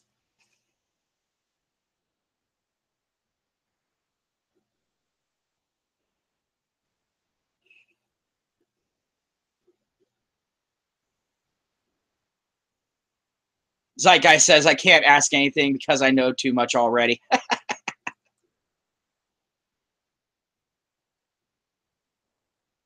uh, Zeitgeist, ever modest.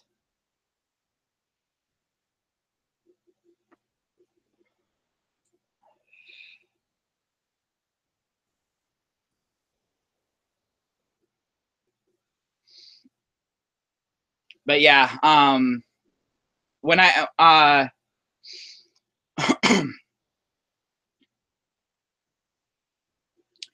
um, honestly, if I get the opportunity, I'm definitely going to be moving a little bit more east. I'm not going to move to the East Coast. You know, that should be pretty fucking obvious. But I definitely don't want to be on the West Coast either. I want to be more in the middle. I'd rather deal with tornadoes than libtards.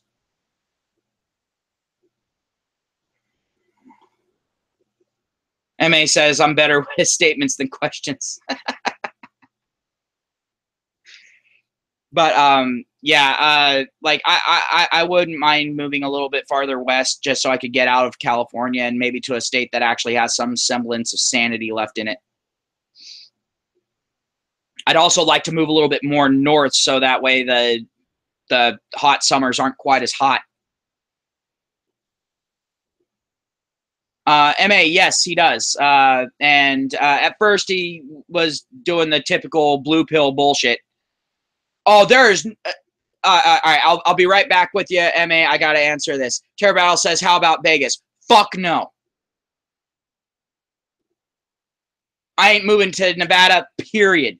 I have family that lives in Nevada. They're all fucking miserable. Fuck that noise. And I'm sure as hell not moving to Vegas. I'd either end up in prison or I'd end up dead. One of the two. Probably one right after the other.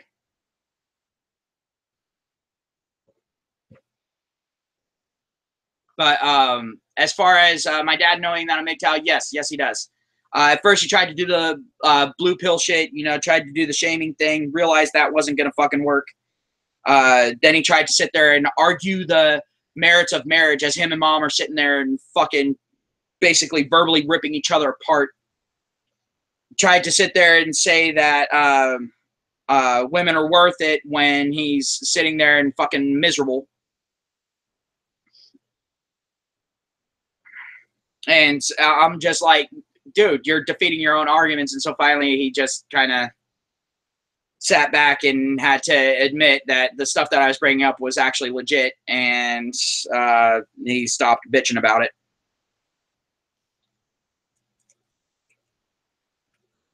But and the thing is the more I bring stuff up, the more he sees it, and the more he understands it. So yeah, that is a thing. In fact, with the last time that I dated, he was actually surprised that I dated at all. And that was about a year before I even went MGTOW. But the thing is, I was already making noises in the direction of MGTOW before I even knew what MGTOW was, because I just started noticing shit, and stuff just stopped making sense to me because I stopped looking at it through that lens. I guess I kicked the pussy habit for long enough to actually get my sanity back. And once that happened, it just all kind of fell into place, and here we are. But as far as my family knowing I'm MGTOW, yeah, they know I'm MGTOW. Some of them disagree with it, but some of them fully understand. I have a couple of cousins that recently came around because they just went through some really fucked up divorces, and they realized that what I was warning them about when I was trying to talk them out of getting married was actually something legit, and they ended up coming around. But a lot of my aunt and uncles are very much so conservative. Of course, my grandmother's conservative. I mean, hell, she's in her fucking 90s.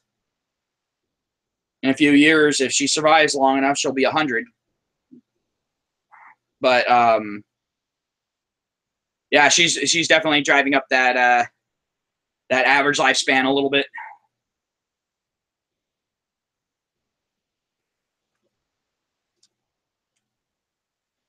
But the problem that I've seen a lot of people having with me being MGTOW is their main argument is that I'm not gonna that they're trying to say that I'm being irresponsible and that sort of thing.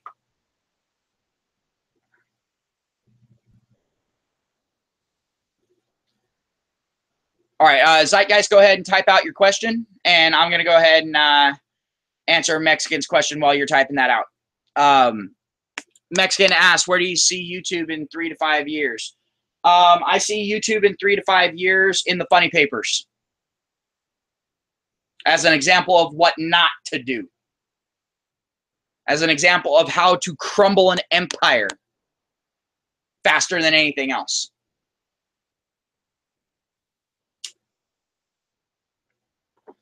Either that, or I see it at the center of discussions with people sitting there and not paying attention and going, well, what went wrong?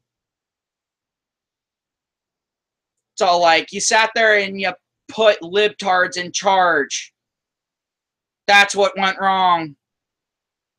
You put people in charge that were more focused on ideological purity than on truth or freedom.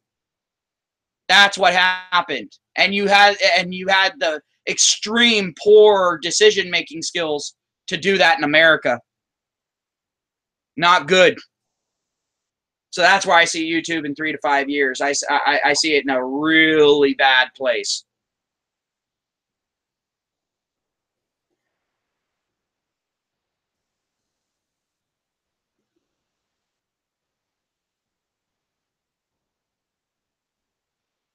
Zeitgeist says, I got curious about talk of male sperm hijacking female psychology in the animal kingdom. I checked it out. There's a lot of data to support all sorts of various biological sperm hijacking.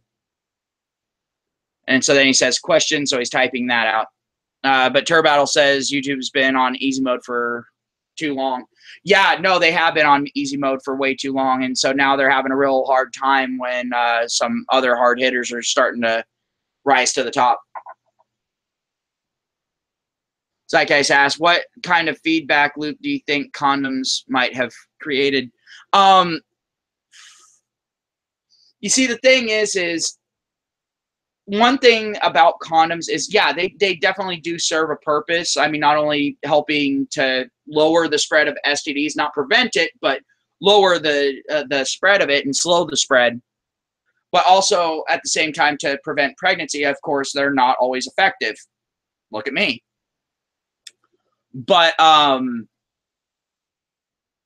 thing is when it comes down to women hijacking male sperm from condoms, that's not necessarily the condom's fault.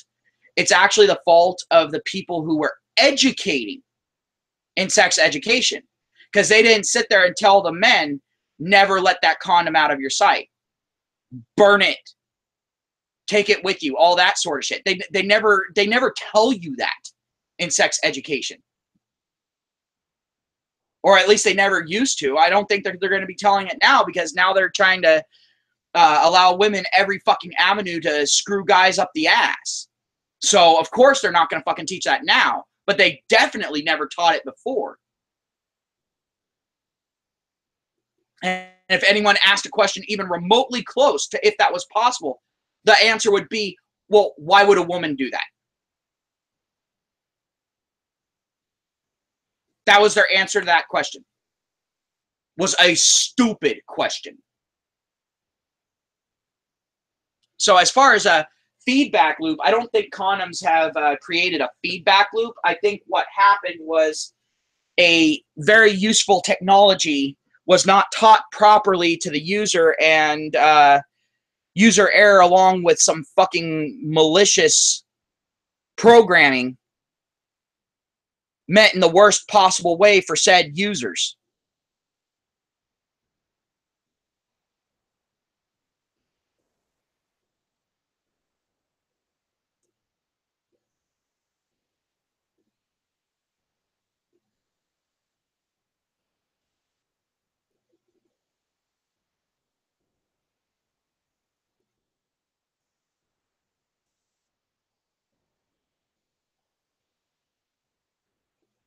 And yeah, Turbattle, a lot of people did think that condoms were fix-all.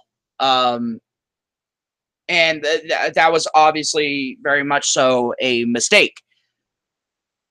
But the thing is it shouldn't take as long as it has for people to realize that there are weaknesses to the protection.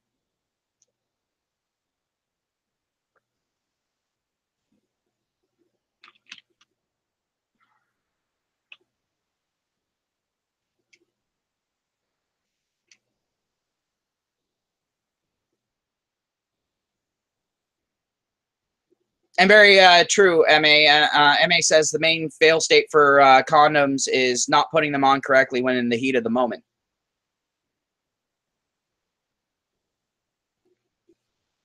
All right, have yourself a good one, Mexican. I'll talk to you later. But yeah, when it comes to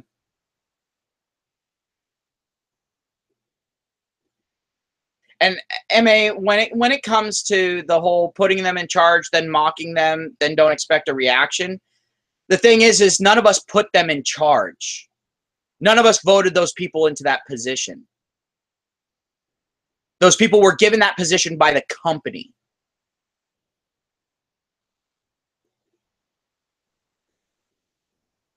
And when I was talking about that, I was talking about YouTube and Google. specifically. When it comes to politics and all that sort of thing, and politicians, that's a completely different story and a completely different realm.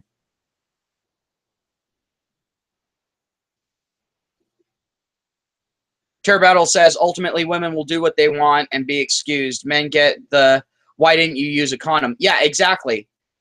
I love how whenever the subject of parental rights or men being able to financially abort a child if they don't want to be a parent and that sort of thing, people sit there and the best argument that they can come up with, which is a shitty argument, is, well, why didn't you keep your dick in your pants? Why did you have sex if you weren't ready to be a parent? So, like, are you asking a woman why she didn't keep her fucking legs closed? Why did she have sex if she wasn't ready to be a parent when she goes in and terminates a life? Are you asking them that same question? No, you're not. You're sitting there and fucking doing it with fanfare. Fuck that noise.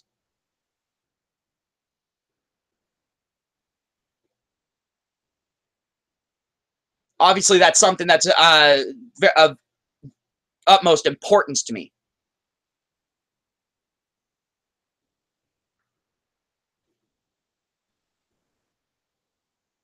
MA is asking, will we see a rise of self-accountability with both genders in our lifetime? Honestly, I highly doubt it. We might see the beginnings of it, like the groundwork being laid for it, but I'm pretty sure we're not going to see it through fruition. At least not in my lifetime, because my lifetime is going to be very short, given how much I smoke.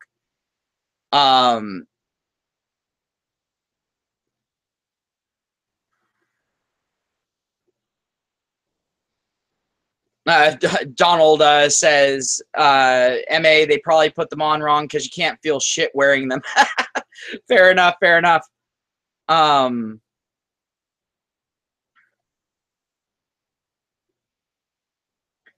Zeitgeist says they found all sorts of shit in flies. Flies used because of how fast they reproduce. Apparently, the female is involuntarily bonded to the male that put the sperm in. So, could condoms prevent bonds? Are you talking about the physical bonding process, or are you talking about some emotional bonding process? Because if you're talking about an emotionally bonding process, nah, I don't like, maybe to some degree, but that's because when I'm sorry, when you're wearing a condom, typically you're not getting the same intensity of orgasm that you would with going bareback. And some people say that it kind of has it prevents a certain feeling of intimacy.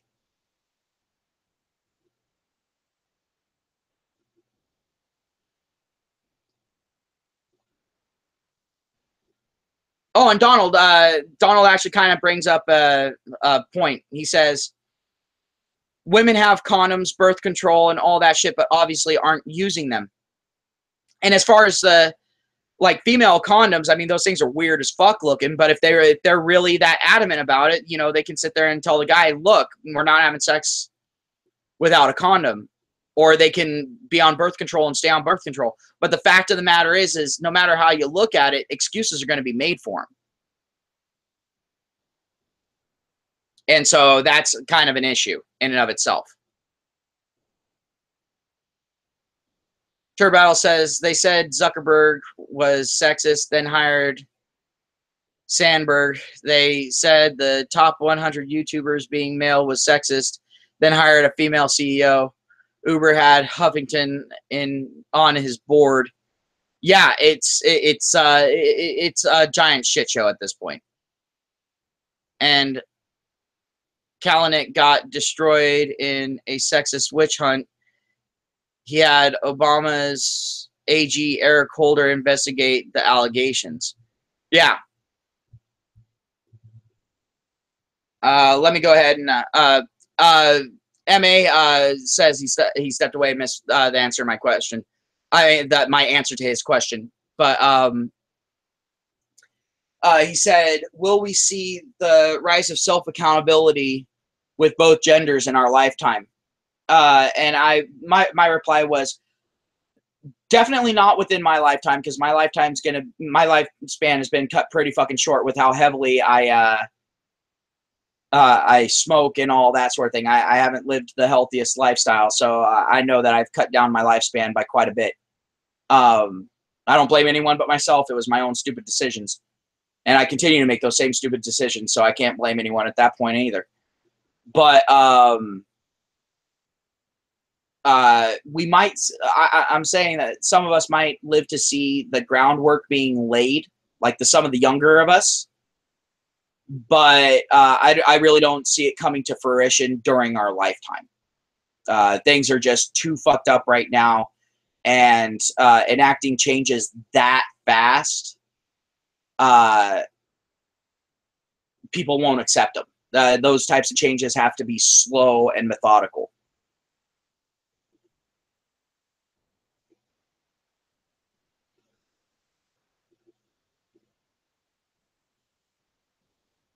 Oh, Donald, I think you misunderstood me. He says female condoms are weird. LOL. How the fuck do they think we men feel about these plastic shit condoms?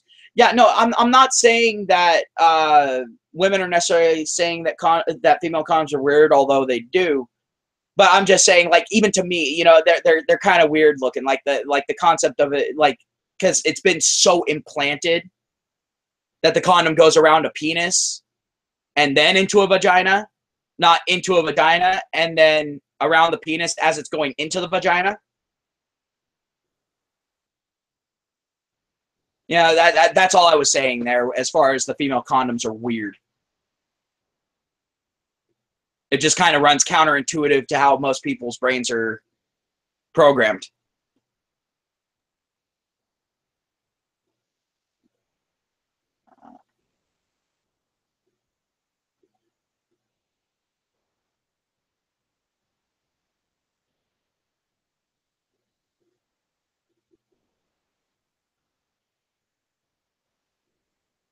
Oh, okay. As that guy says with the flies and what he was talking about earlier, the proteins in the sperm literally caused physical changes in the females, like the odor would change to put off males and be unable to mate with other females for other males for a week. See, I don't know if there's anything like that in humans. I don't know if they've done any studies or anything like that. I seem to remember something about a study like that, but I cannot remember anything. I can't remember where it was, and I can't remember if it's even from a credible source. So I really don't know there, dude. If there is a change like that in humans and someone knows about a study, by all means, leave it in the comments or you know, link it to me in Discord or whatever, because I'm actually kind of curious about that myself.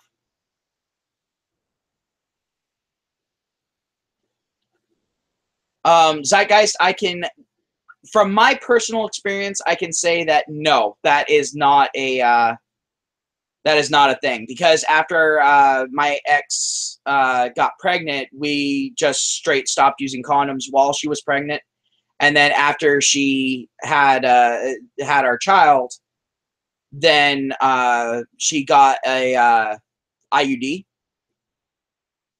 and so we weren't using condoms at that point either. I know it was stupid, but the thing is for a while there we were going pretty hot and heavy, and no, her hostility was definitely still there. It didn't really change all that much.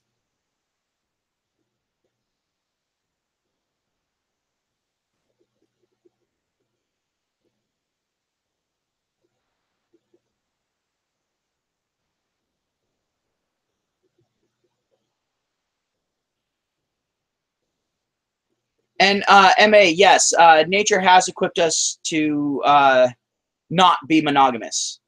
We're equipped to be polyamorous. Um, but the thing is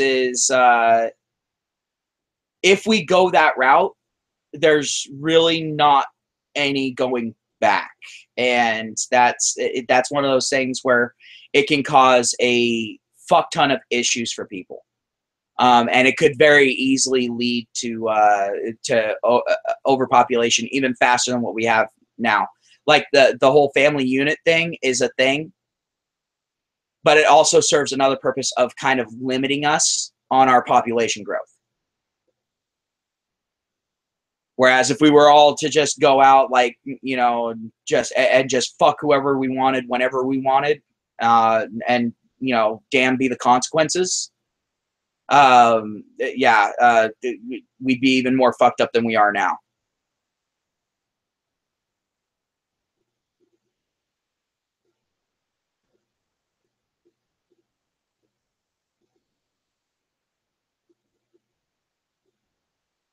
And Turbottle says, notice how the narrative of the man went from being the provider and the decider to being some pussy hound buffoon. Some guys are pussy hound buffoons. Like let's be honest. I mean, heck, look at PUA culture. All right. Now I don't have anything necessarily against PUAs, but I still think that they're playing with fire, and that's pretty stupid in my opinion.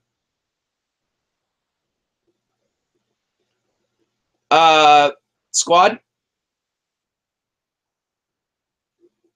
I don't know if you're familiar with the rules of my channel, but you might want to check them.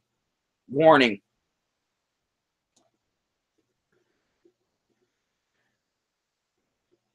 Donald says they gave me the impression they think their vagina condoms are weird.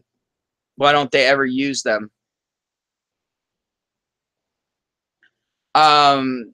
Because women have gotten to the point where they think that all that stuff is up to the guy. Like there's women that will refuse to even go out and buy condoms. Period. Like at that point, it's all like, oh, if you want sex, you go out and buy the condoms. It's like, are you fucking serious? It's like you were literally just at the store. They sell condoms right the fuck there.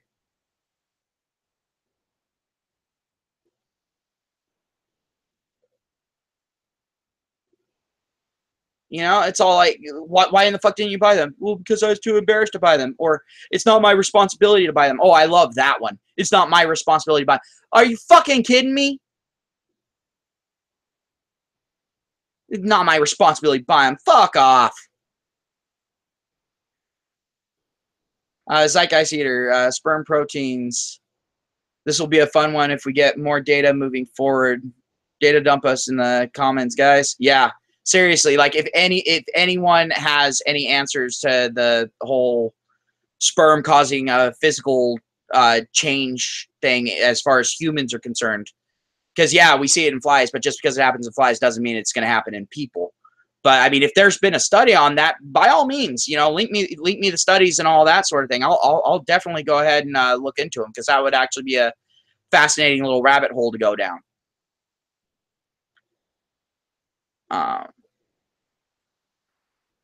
Yeah, MA's got, you know, MA's got it. When I'm sitting there and I'm talking about us, basically, as far as nature's concerned, we're meant to basically run around and fuck pretty much anything that moves. It doesn't mean that we should. And at the same time, with as fast as we with as fast as we would multiply at that point, that would be a massive fucking issue. Not only for us as a species, but for the planet itself. I mean, Jesus.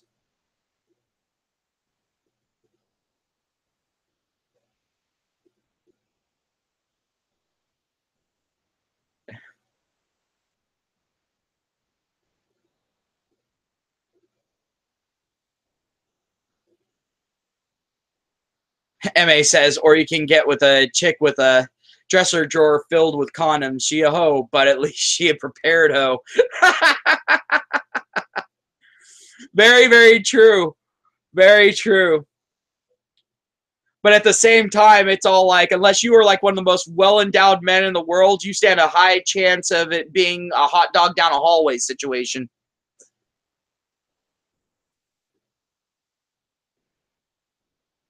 And Terra Battle's right. The whole apparatus was designed to protect women from accountability.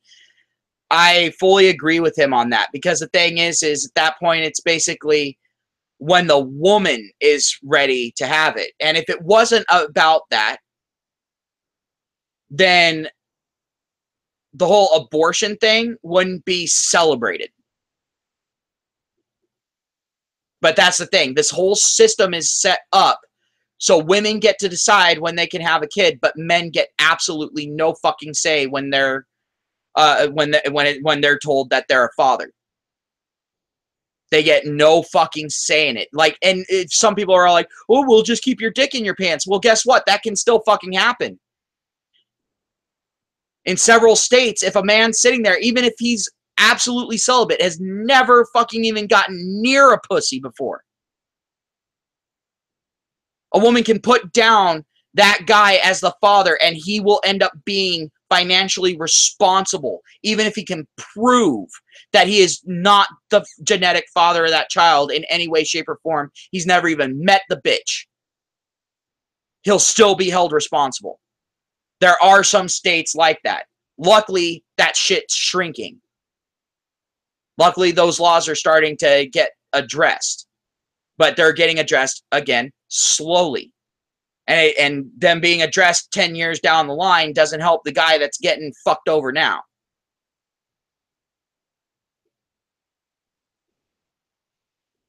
Well, technically, Terra Battle, and this is the dark part of me, so get ready for the dark part of the stream. Technically, abortion can be a man's choice. The tool of choice is called several flights of stairs. And yes, it is called barbaric.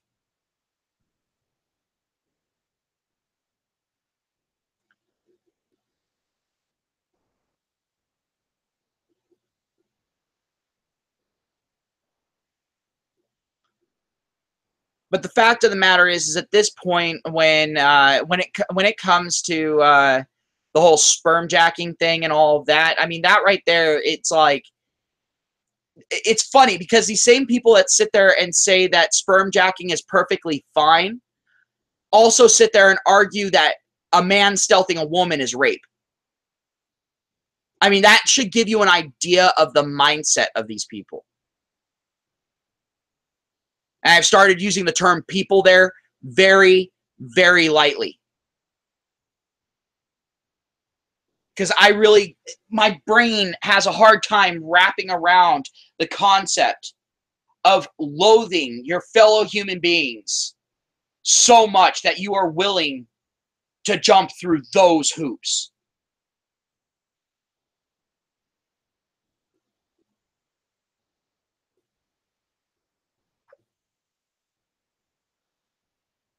MA says self-accountability is the magic that makes up the never encountered Nawalt.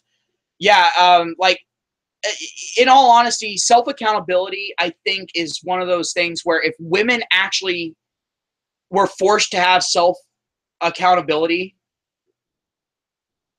at the time when they got the vote and all that sort of thing, I don't think we would have had any of the problems, or anywhere, or should I say, anywhere near the problems that we had. We still would have had problems, but it wouldn't have necessarily been because of women and the vote. It would have been just because we're stupid as humans, and we're even more stupid as humans in a group. But the thing is women got all these rights and they didn't get any of the responsibilities, or they got very few of the responsibilities that actually should come with them. And instead of them having to take on the responsibilities were shirked off onto the men even farther.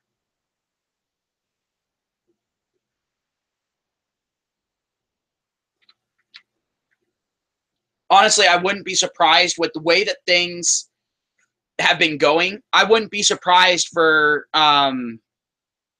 someone to come out and try to say that if a woman starves to death, that some random man out there needs to be punished, and put to death because he didn't have the clairvoyance to go and help her and give her all of his fucking resources. I'm honestly waiting for it.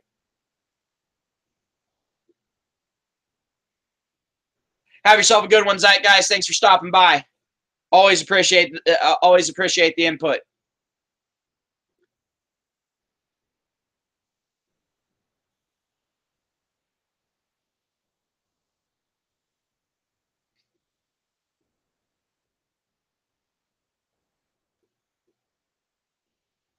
Yeah, and actually, Donald, I believe I've talked about that in previous videos. Donald says one reason I stopped watching TV was because of them stereotyping men as stupid, and especially in comedy. Now, don't get me wrong, in comedy, you always need the dipshit, and I'm sorry, guys. Well, once again, tend to be better at acting in those roles. It's just one more thing that guys are better at. But the thing is like I don't have a problem with guys being stereotyped as stupid in comedy because I mean, especially if the guy's around a woman that he wants to fuck, because you know what, now he has just that much less blood going to his brain. So that's one thing.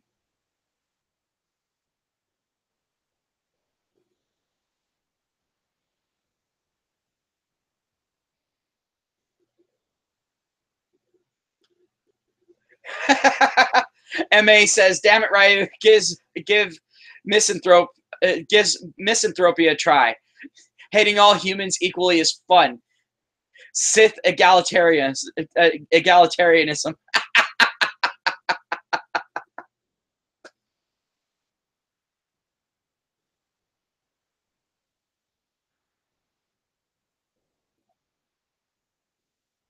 And I actually have to agree with you, Terra Battle. Like, the more feminist laws that get into place and the more feminist processes that are put into place, you're right. It does very much so make the best case for male-only leadership. But also at the same time, you know, feminists tend to be the more psychotic of women. You know, women as far as issues are concerned, are definitely on a sliding scale. You know, they're definitely not all equal. There are some women that are much more insane than others. I think we can all at least somewhat agree on that.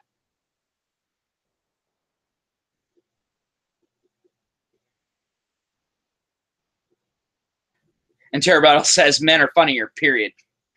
I kind of gotta agree. I definitely don't laugh as much at female comedians. In fact, I rarely do. I tend to laugh mostly at male comedians. But also at the same time, it's because male comedians talk about stuff that I can identify with. Whereas with female comedians, they're sitting there and just basically trying to tell me how many different ways I'm a worthless piece of shit for having been born. And I don't particularly find that funny anymore. Like, at first it would get a few chuckles out of me, but now it's just like, all right, so you're just saying what society says, and you're trying to get people to laugh at it. It's not a funny thing. Sorry. My sense of humor on that is gone. What killed it? Liberalism. And you're right, Terror Battle. There is a difference between comedy and propaganda. And the thing is you can actually use comedy as propaganda, though.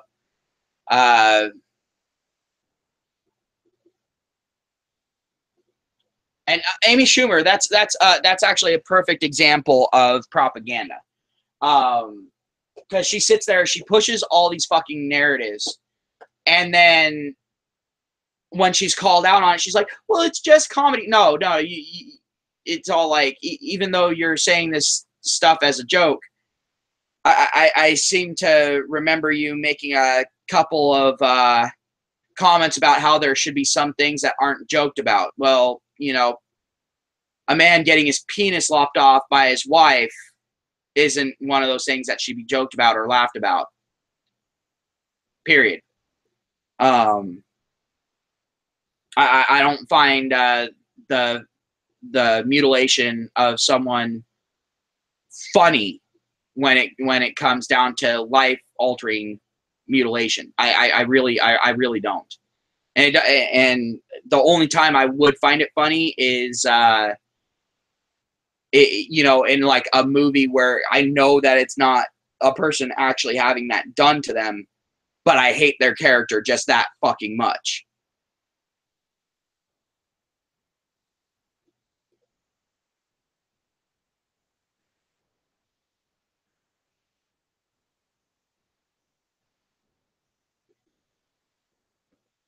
Oh, don't even get me on Dunham. Oh God, no, don't even get me on Dunham.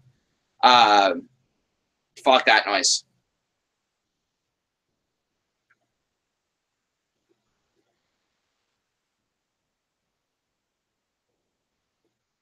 Yeah, MA actually has a good point there. He actually brings up something that a lot of people have brought up about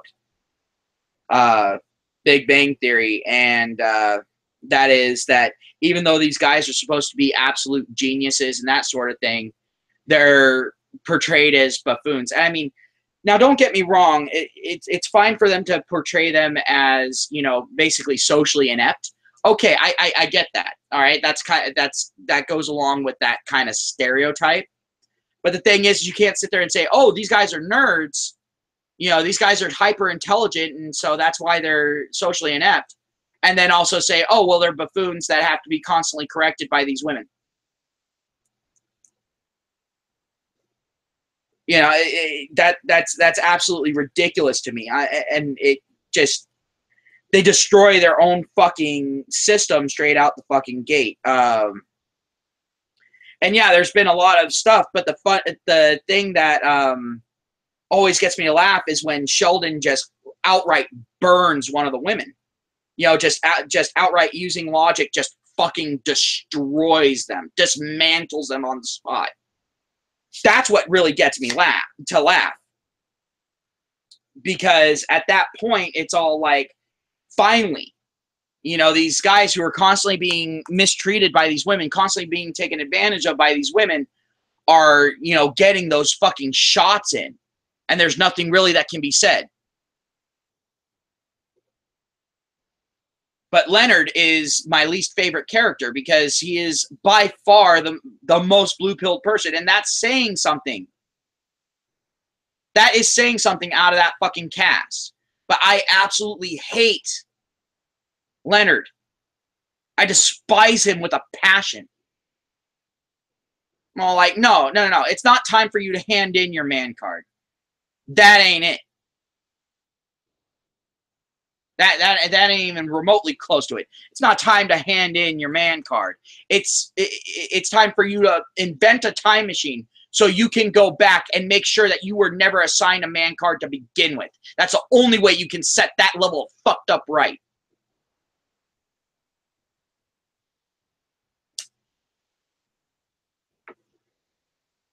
I mean, the hoops that he jumps through for Penny, and then he's just sitting there and being, you know, being the good little bitch afterward. I'm like, are you fucking serious? And the thing is you're meant to laugh at the shit, not necessarily feel sorry for him. And you're right, Turbattle, a lot of TV is social engineering. But the thing is it's once you notice the shit, the social engineering not only doesn't work, but it actually makes you steadfast. You're all like, no. I'm seeing this here, and here. It's constantly fucking happening. I even sat there and thought to myself, am I being overly sensitive about this? But then I sit there and watch 2 or 3 movies. Then I watch a few more episodes of TV. Watch a few more movies. Watch a few more episodes of TV. And it's always fucking there. And I'm like, you sorry sacks of shit.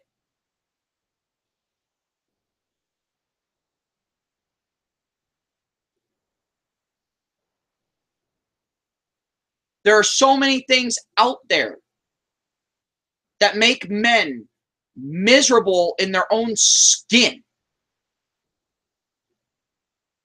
And then they sit there and wonder why men have such a high suicide rate. It's all like, well, maybe because they're constantly being told through every type of media out there that they're worthless piles of fucking filth that never should have been fucking born. Maybe, just maybe, that has a little bit of something to do with it.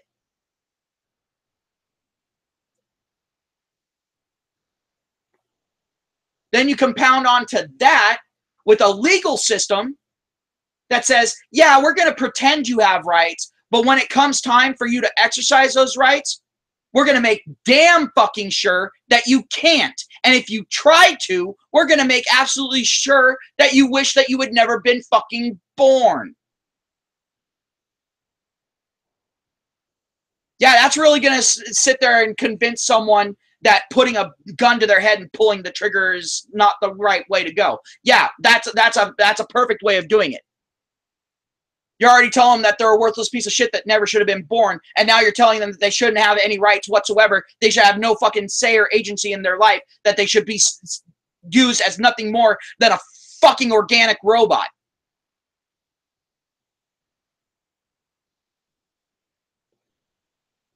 Yeah, that's a great way to get people to not want to fucking take a lead pill at high velocity.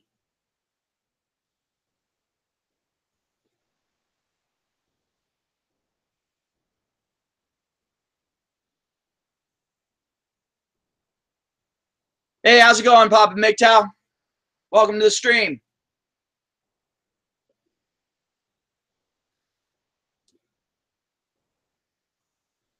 Oh yeah, Terror Battle. I remember that too. The left leaning news outlets definitely had a their comments disabled on a lot of shit. Yeah, they blame men's problems on toxic masculinity. It's like, what fucking masculinity? It's like, what masculinity? Masculinity is in such short supply in these latest croppings of men. How can you say that it's fucking toxic when it's almost non-existent?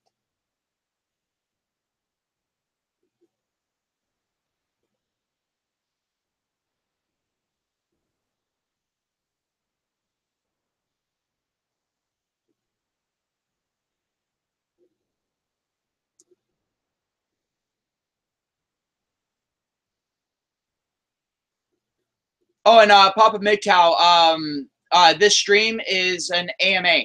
So it's a Ask Me Anything stream. So if you got any questions for me about maybe something, it's, you know, some of my beliefs or something about my history or something like that, feel free to go ahead. I'll go ahead and answer it. Right now, I'm just going off on a rant because no one's been actually asking me any questions. They've been just kind of goading me on, which is fine.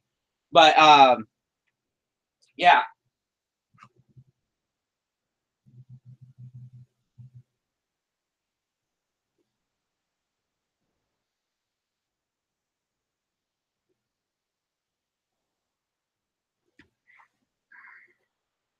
But oh yeah, I'm also going to bring this up. I'm just bringing it up periodically through.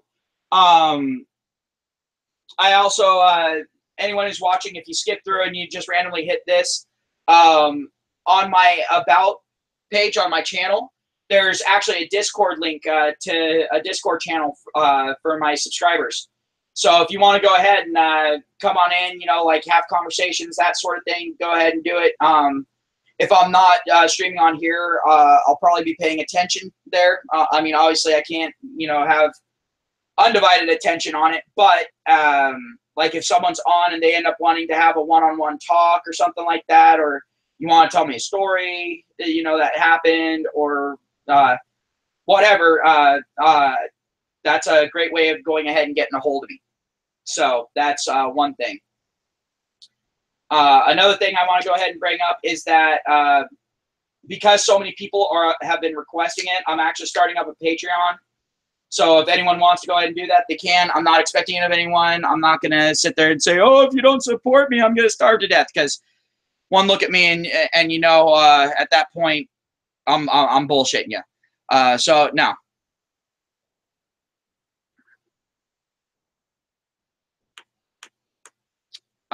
But yeah, so just wanted to go ahead, bring that up right there. All right, back on to the questions.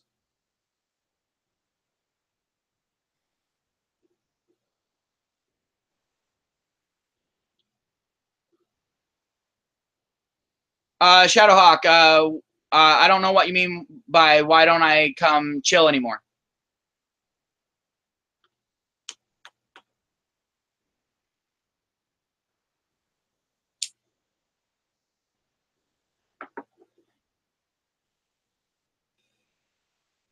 And while he's going ahead and answering my question, Papa MGTOW, actually, my mom did tell me a lot about female nature. She didn't uh, fully give me the lowdown. She didn't give me the full nitty gritty, but my mom actually did tell me a lot about female nature. Like legitimately, Shadowhawk, I don't know what are you meaning? I mean, I've been on other live streams. I'm constantly doing my live streams. Or are you talking about like going onto a stream with SFM? Because that's not a good idea.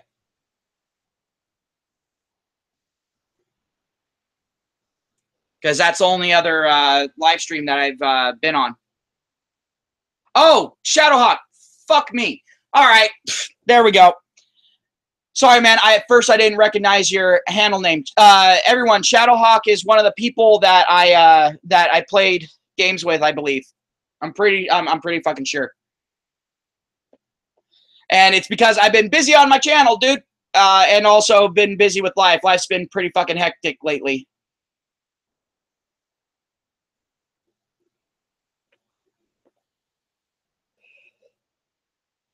Yeah, sorry about that, Shadowhawk.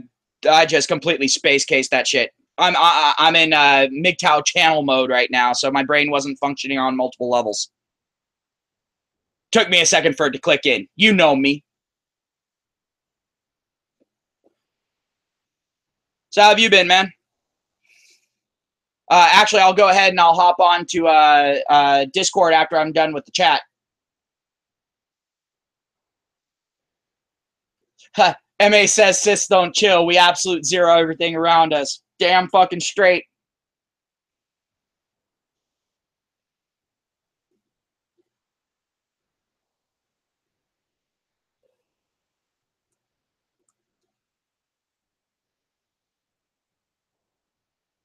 Yeah. Also, my channel has its own Discord channel now. So if you end up wanting to jump in there, see what's going on there and that sort of thing, I'll also really be paying attention to that. So if you ever need to get a hold of me or whatever, if I drop off the face of the planet on other Discords again, you can always reach me there. It's in my about page, the invite links there. So yeah. Anyone who's subscribed can go ahead and come in. I mean, hell, even people who aren't subscribed, you know, people just coming to my channel and just wanting to get a general feel for what's going on.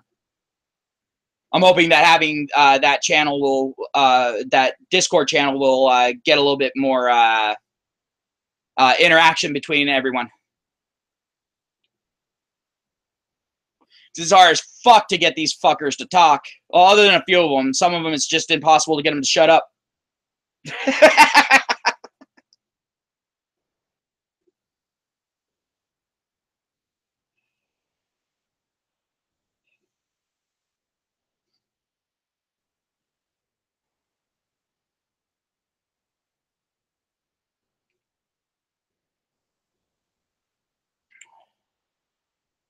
So, does anyone have any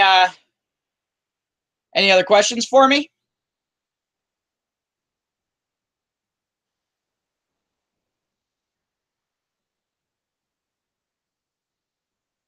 And while the cogs are turning there, I guess I'll go ahead and ramble a little bit. Up, there's Terror Battle. He's lurking. Terror Battle's being a creeper. But yeah, I mean, if you guys have any questions, all right, cool, man, for sure. But if anyone has any questions about my past, here's your chance to ask.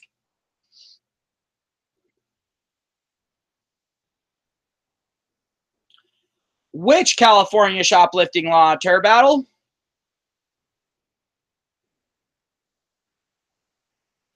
There are multiple in California.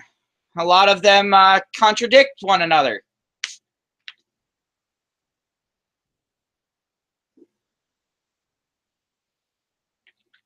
Are you talking about the law that if you go walking into a store and a police officer stops you and asks you to pull out your wallet and prove that you have $5 or more on you, you have to go ahead and do so? And if you don't have $5 on you and you can't prove it,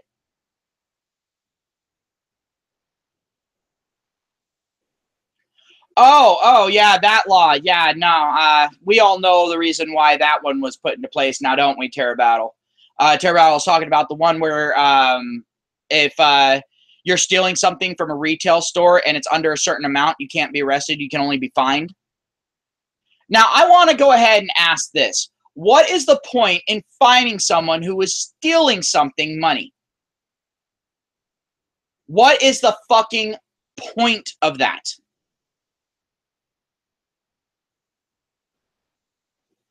That's like sitting there and getting on to a homeless person about not paying property tax.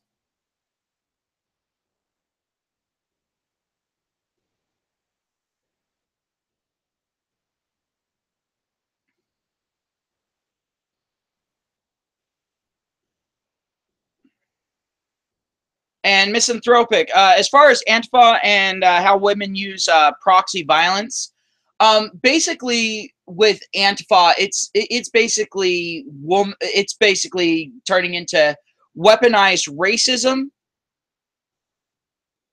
and weaponized gynocentrism. It truly fucking is. And the reason why I say the gynocentrism part of it is because of the pure and simple fact that take a look at the stuff that Antifa stands for. The only anti-woman thing that they really support is Islam. That's it. That's all. It's the only anti-woman thing that they support. I mean, unless, you know, unless they're talking about a woman with conservative views or traditionalist views, then they're completely anti-woman because they're not knowing their place and saying what they're supposed to say. I think it's funny at this point how absurd it is on its face and how many people are so stupid that they can't see it. I mean, hell, even the MSM had to sit there and call out Antifa on some of its bullshit lately. That's saying something. And while I'm on Antifa, for just a second, I want to bring up the absolute retardation of them sitting there and bitching and complaining about the mainstream media focusing on violence instead of their message, when their message is fucking violent.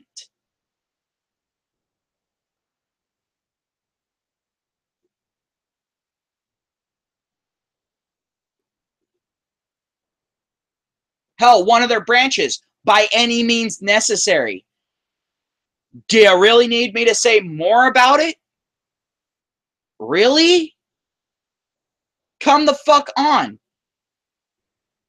These groups show up with baseball bats, with every kind of fucking weapon, including guns now.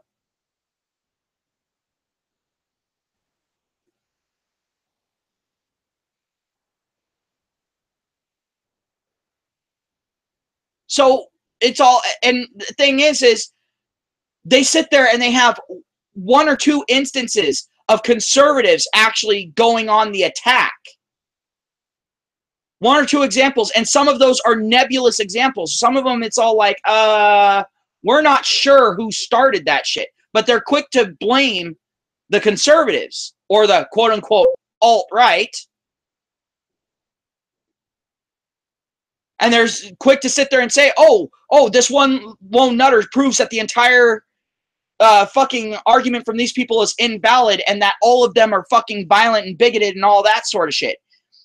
Yet when you sit there and point to Antifa violence where you can see hundreds of people pulling the shit, they're all like, oh, well, that's just one small group. That's not representative of the main group, and that doesn't mean that their points are invalid. It's so fucking retarded, and it pisses me the fuck off. It's like trying to sit there and argue with a 5-year-old who has chocolate all over their face about who ate the fucking chocolate.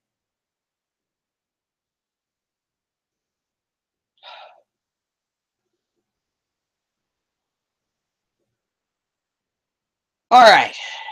There we go. And yes, I agree with you, Terror Battle.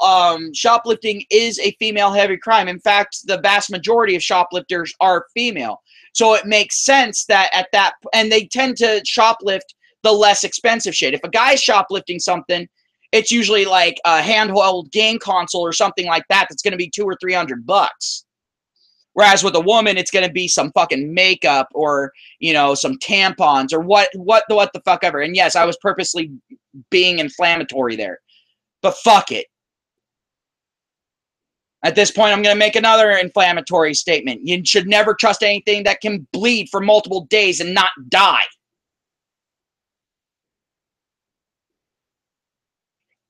There we go.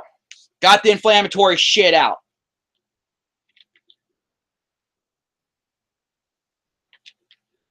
But yes, I have been noticing that liberal states have been passing laws lately that are either diminishing or completely removing the punishments for female-heavy crimes, while increasing the punishments or even leaving them alone, or even expanding the definition of quote-unquote male-heavy crimes.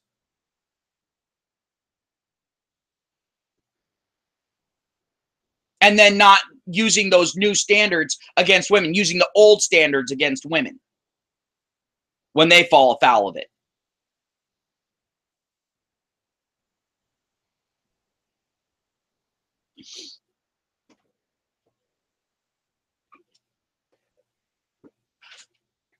And I thought it was funny because one time when I was at a clinical site,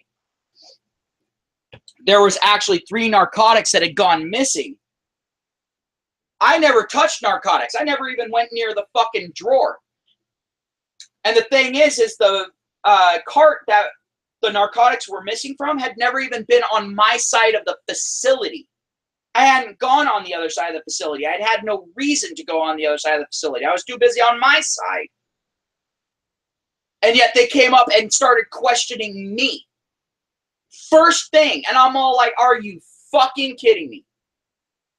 I'm like, the one male nurse that's here, that happens to be a fucking student, that happens to be the top student in the fucking class, and you're going to come up and start hassling me about something that happened on the opposite side of the fucking facility when I had no access to the shit, period, point blank, end of story. Are you fucking kidding me?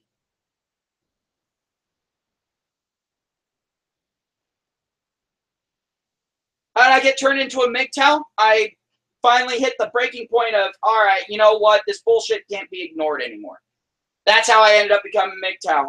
I actually started seeing a lot of issues even when I was really young. I mean, yeah, there was a time where I was very much so blue-pilled, but I still saw some inconsistencies, and I still asked those questions. And I noticed every time I asked the uncomfortable questions, people would go ahead and start trying to shame me or tell me that I shouldn't think that way, or that I was being sexist, or that I was just trying to blame other people for my shortcomings, when I'm all like, I'm not blaming anyone for any shortcomings. I'm asking why this is. It doesn't make sense to me. I'm asking for you to explain it to me. And they couldn't explain it to me, and so they would just go to the shaming language.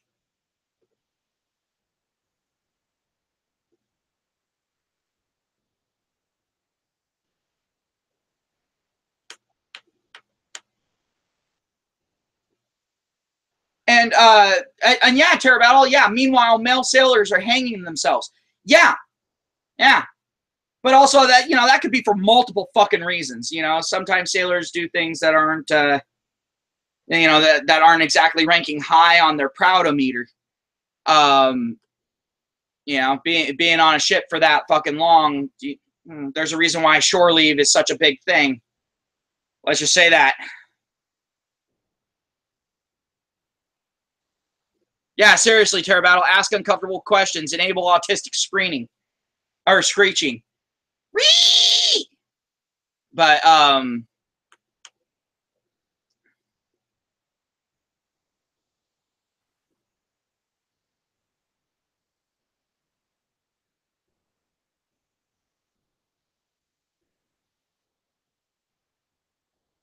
wow, are you fucking serious, Terror Battle? I didn't even hear about that. According to Terror Battle, I haven't like this is me, I guess, kind of listening and believing right now, but I can kind of see it. But I'm not going to say that it's fact or anything because I don't know. I haven't done the research on it. So disclaimer there. But Turbattle said that when the Obama administration was in charge, the person in charge of the Navy said they needed to make the Navy more family friendly to make the U.S. Navy 50% women.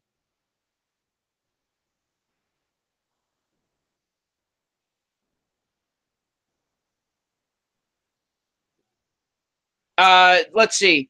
How can the Navy be family friendly for women? Oh, I don't know. Them go in, get knocked up in fucking boot camp to the point where they just got out of boot camp. Either that or they have the baby during fucking boot camp. Don't have to go through the training. Don't have to meet any of the tests or anything like that. Get an automatic fucking pass. And then get to take 2 years fucking off to go ahead and raise their little rugrat, then get an office desk job because they don't have the proper training to actually operate the equipment on the ship or anything, but not be fired, and then be able to retire with a pension.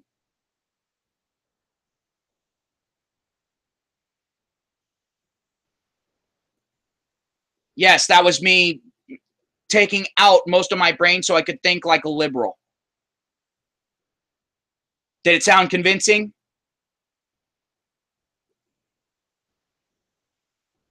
Did I play it straightforward enough? But yeah, no, honestly though, men in the military honestly get fucked when it comes to the whole family thing. Like let's be honest. I mean, women in the military can get fucked with the whole family thing too. It's just it's much less rare.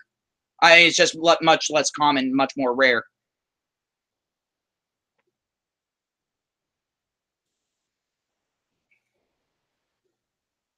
Oh yeah, overweight male sailors definitely get abused, but the thing is also at the same time, just remember there's already a higher stringency when it comes to fitness when it comes to the military for men than there is for women. They actually lowered the standards for women. That's something I think is bullshit because that's the type of shit that can get people killed.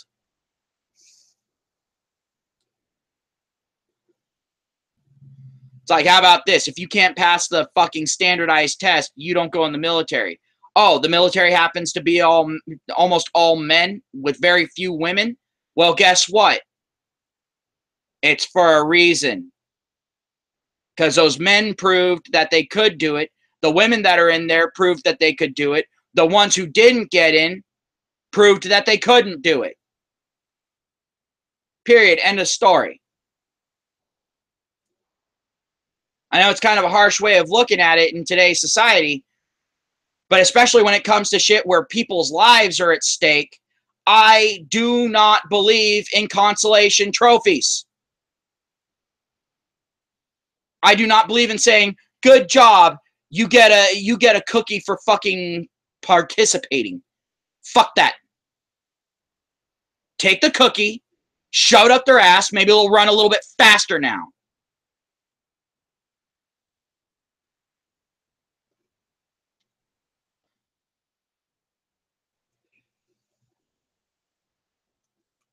It's like, oh, You can't, you want to still be in the fucking military, little lady. You still want to be in the military, but you can't meet the requirements that the big bad men can meet, but you still want to play soldier? Well, how about this? We'll go ahead and we'll call you an insurgent. What we're going to do is we're going to drop you off in the middle of enemy territory, and we're going to shove some barbed wire up in your pussy, and you go around and fuck as many of those soldiers as you can. There you go.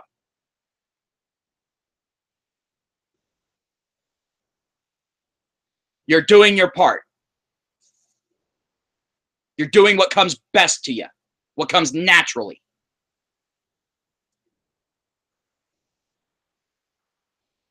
No, the military isn't supposed to be a welfare program. But also at the same time, like let's go ahead and kind of talk on that a little bit. I honestly think we treat our military people who come back absolutely shitty.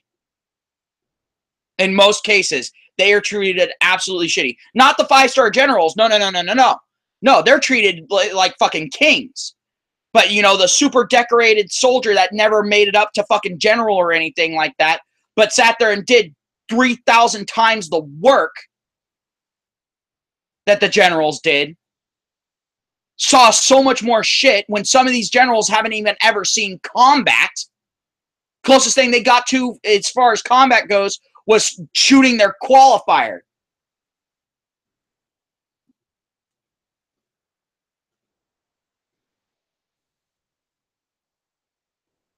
Or being stationed in some tropical area where there hasn't been combat in decades.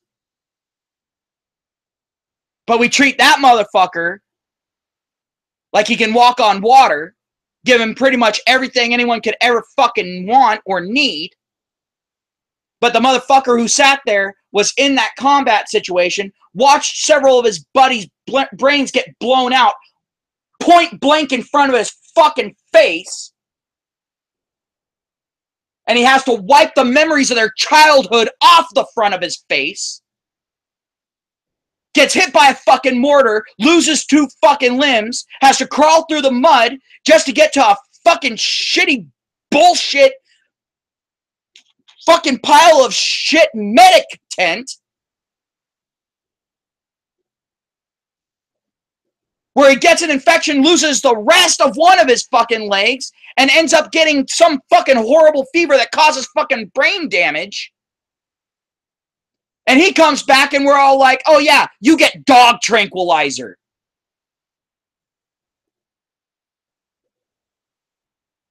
What the fuck?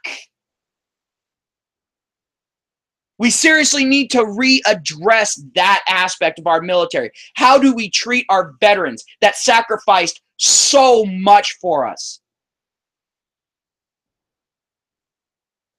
And I ain't talking about the generals that are sitting there and bitching because they can't afford their 5th car this month. I ain't talking about that. I'm talking about the ground troops. I'm talking about the ones that are actually out there doing something.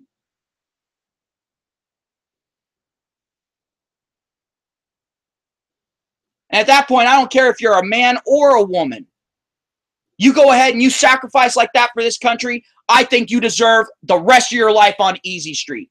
Period. But you have to have had the injury happen in a combat zone, or if you're working in if you're working with machinery or something like that, if something goes horribly wrong and it wasn't your fault, it was just one of those what the fuck situations. You know, you weren't high, you weren't drunk, you weren't fucking one of the other soldiers and then hit something to drop something on your ass. You know, something like that. You know, if it's legit, they come back, they want for nothing. That's how we should treat them.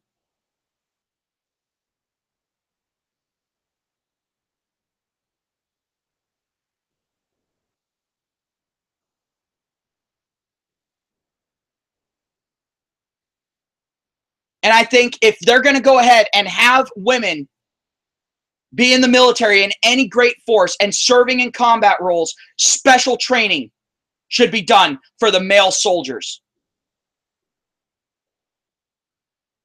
And it should be to have a complete and total indifference towards the woman. Like, sit them down, completely just sit them down, strap them down, force their eyes open, put a fucking artificial tear strip going in their fucking eyes to keep their eyes from fucking shrinking back into their head.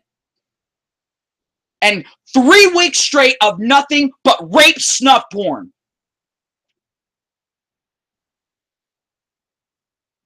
Making it to where they're completely desensitized to cries for help from a woman. So that those motherfuckers don't let the blood rush from their brain to their fucking dick and let nature take over and them sacrifice themselves for a woman that's gonna fucking get raped and beheaded anyway.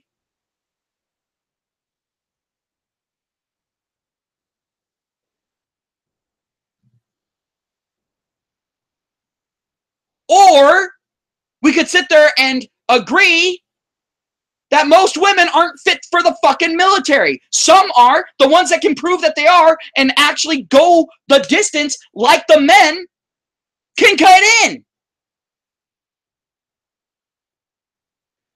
Which one of those sounds simpler and more effective, both cost-wise and emotionally?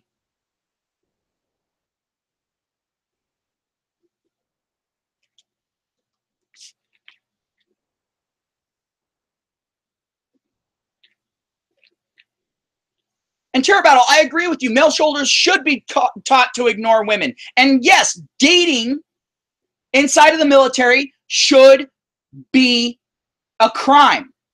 Because hell, bet you probably didn't know this, but if you get caught jerking your dick, you can get a dishonorable discharge because of your dishonorable discharge.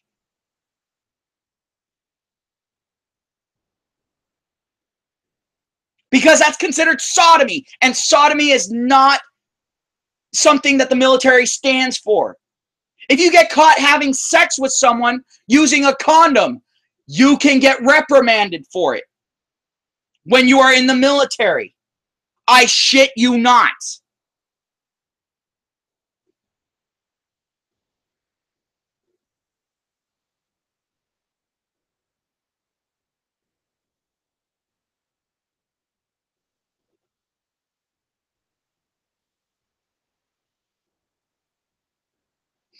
And yeah, Papa MGTOW, a lot of men do commit suicide because of divorce, rape, and losing the kids, or the threat of it. But another thing that happens that gets them into that fucking spiral is, again, just the constant fucking belittling that happens just as a day-to-day thing in society. And now they're learning more and more and more that the deck is stacked so much against them.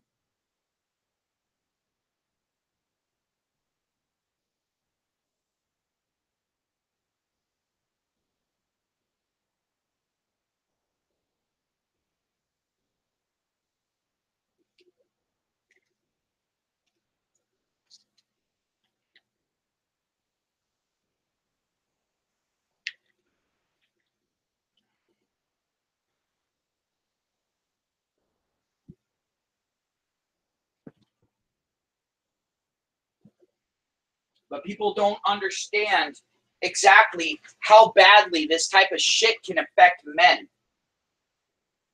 Because men are groomed, and yes, I'm saying groomed, to be completely stoic. And this is reinforced at young ages. Boy falls down, scrapes his knee, starts crying. He's told to rub some dirt in it and walk it off. Girl falls down and scrapes her knee. The entire fucking country comes to a grinding halt.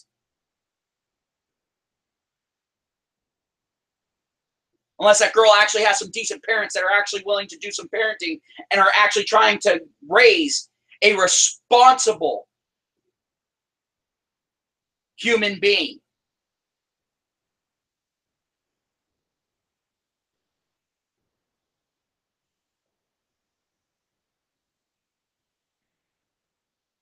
Girl dumps a guy, he's supposed to just fucking accept it.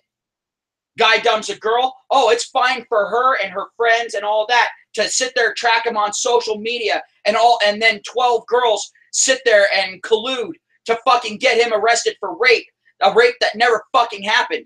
Oh no, not just one rape, 12.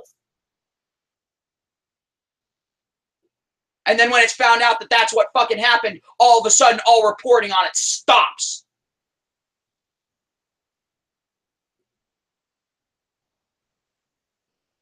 Maybe it's shit like that that causes men to commit suicide at such higher rates. Maybe it's the fact that men, and I am saying this is fact because it is, all you have to do is just take a look at the legal system. Men at this point are considered to be second-class citizens at best. And I say at best because at that point it is based on their other identities. Are you Muslim? Are you white? Are you black? Are you Asian? Are you Jewish? The list goes on and on. The race is for second class. Quite frankly, I don't want to take part in the race. If I'm guaranteed a fucking consolation prize no matter how hard I try.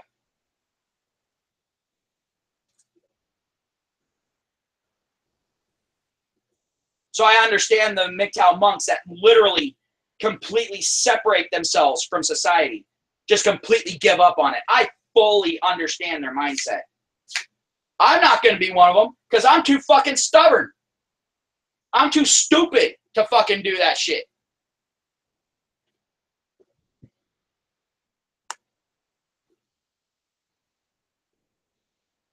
Oh, don't even get me started on Mattress Girl.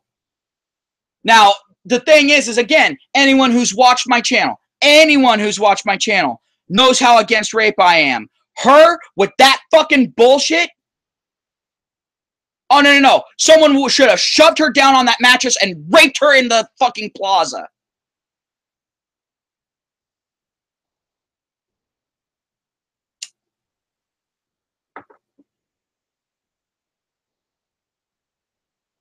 Why someone would want to rape that ugly bitch, I have no fucking clue. But I'm saying it should have been done to prove a fucking point.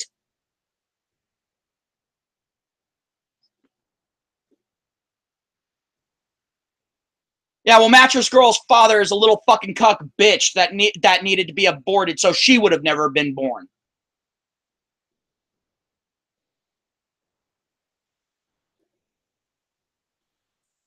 I absolutely hate that whole Mattress Girl story. That is so much fucking bullshit. And then there are people that are trying to celebrate her on it.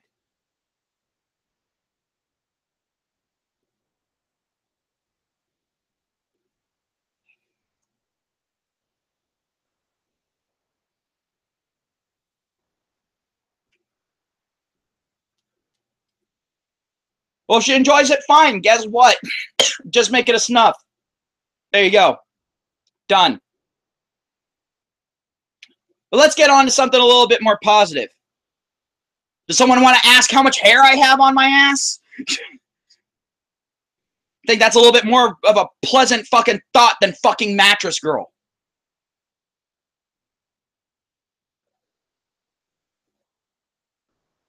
But no, I have not seen her porn, Turbattle. I have not seen it.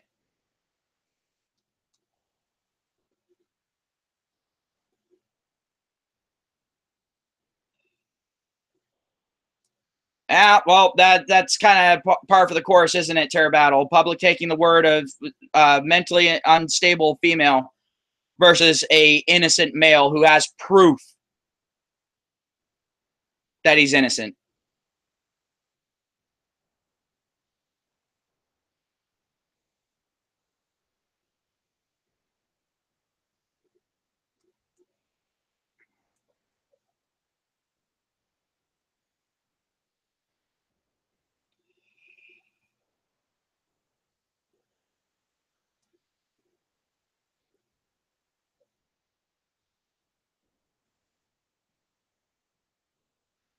And Papa MGTOW, as far as the betrayer vets, you get the rope. No. Here's what I'm thinking. Here's what I'm thinking. You guys got me in a fucking dark place in my mind right now, by the way. Congratulations. But here's what I'm thinking. You betray our vets. You know, the VA refuses to fucking treat them properly, uses dog tranquilizer on them or something along those lines. They get busted doing it. What you do is you take them out to a military base where there's dog training going on, and you use them specifically for dog training. No pads, no nothing.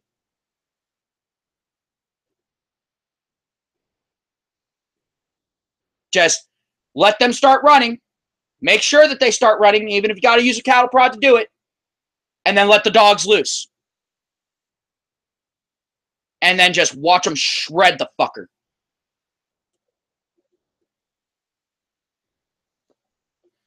Then record it and put it into the training videos for the VA people.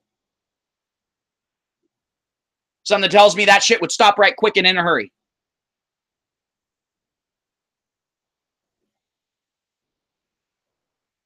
And someone wants to sit there and say, well, that's inhumane. Yeah, well, so is the same way. So is what they're doing to our vets.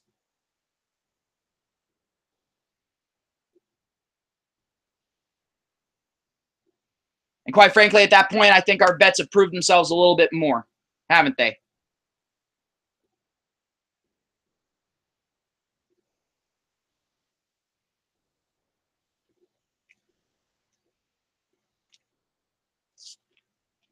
A lot of people say, oh, you should respect doctors. Why? What, because they went through a lot of schooling? Yeah, they went through a lot of schooling so they can make a lot of money. I'm not going to respect someone for going through all that fucking school when they're going to be sitting there making a whole fuck ton of money. Yeah, they might be able to help some people, but they went in knowing that they weren't fully going to be able to help people. You know why? Because they have to fucking work with HIPAA. And HIPAA is one of the biggest farces in the medical community ever. Kevorkian ain't got shit on that. I guarantee you that HIPAA has killed more patients than Kevorkian ever could have.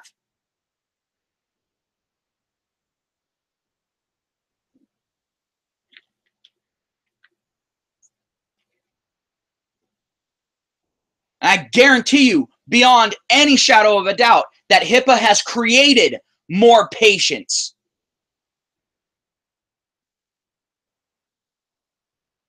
than Kevorkian killed.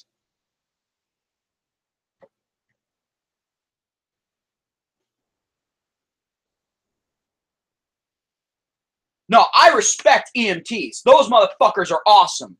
I respect EMTs all day, every day. Those motherfuckers bust their ass. They get paid jack shit fuck all. They get put into dangerous fucking situations. They get bit by people, spit on people, bled on by people, pissed on by people, shit on by people. The very same people that they're trying to fucking save.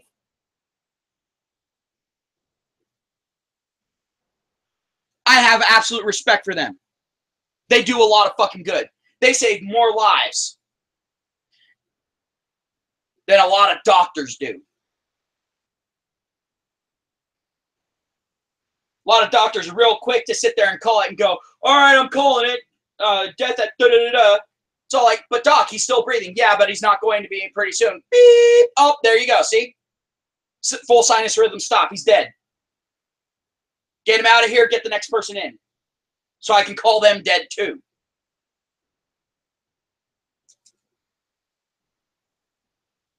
Then you got some doctors that'll sit there and work on a patient that's been basically dead for half a fucking hour.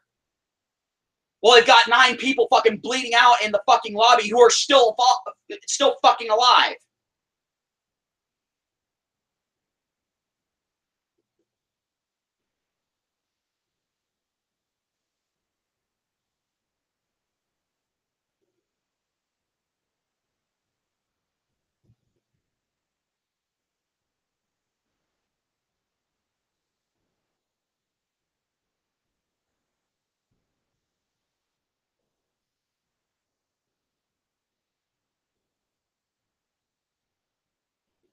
Because people sit there and they look at how much the doctors make versus how much the EMTs make. That's the sad truth of it. They don't look at what these people actually fucking do. Some people actually think, they actually have deluded themselves into thinking that EMTs have an easy, relaxed job. That half the time they're just sitting around doing nothing.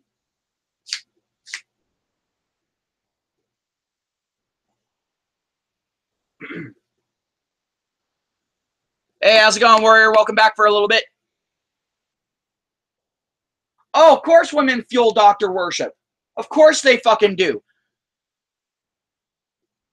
It doesn't matter how fugly a doctor is. Most women are all like, yeah, I'll suck your dick if you pay me enough. Trust me, you're going to pay me enough. It's called divorce court, bitch. Or a false rape allegation that you're going to settle out of court so you can keep your fucking license.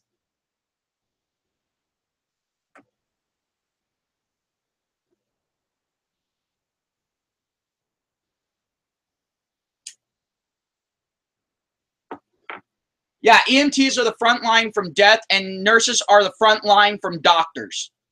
Oh, wait, tautology. Doctors are death. There's a reason why most people prefer to go to a nurse practitioner than a doctor.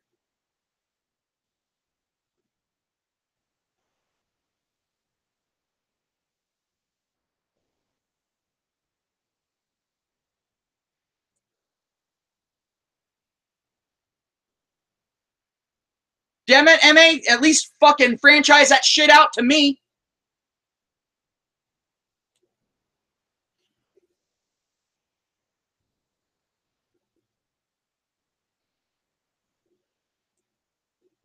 Well, Warrior, I'm sure I'm speaking for the vast majority of us, maybe not all of us, but I can at least speak for myself on this, but I'm thinking a lot of us, we're glad that they did save you. So you could be here for these conversations.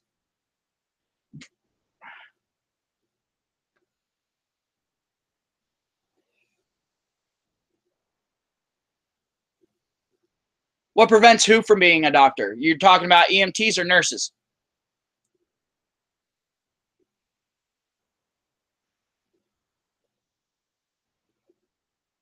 EMTs and nurses actually do go to specialized medical schools. EMTs go to less schooling, but the thing is their schooling is more rigorous than even nursing school is. That shit is fucking insane. And here's the thing, you can be completely unfit and be a doctor. You can be extremely unfit and be a nurse. You're an EMT. When was the last time you saw a fat ass EMT? And even if they were a fat ass, I bet you that motherfucker could jump a fence in a single stride.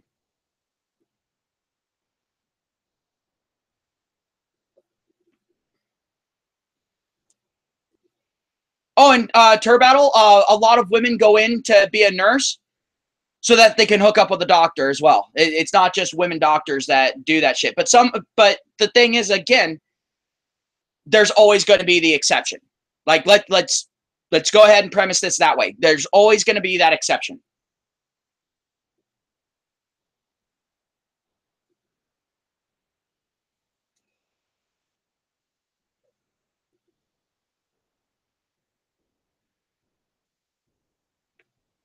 EMTs are like firefighters, and the thing is that means they never stop learning. Thing is yeah, you get out of class, your first job, they're like, oh, this is your first time out? Well, congratulations. You know jack shit fuck all. Watch us and see how it's done.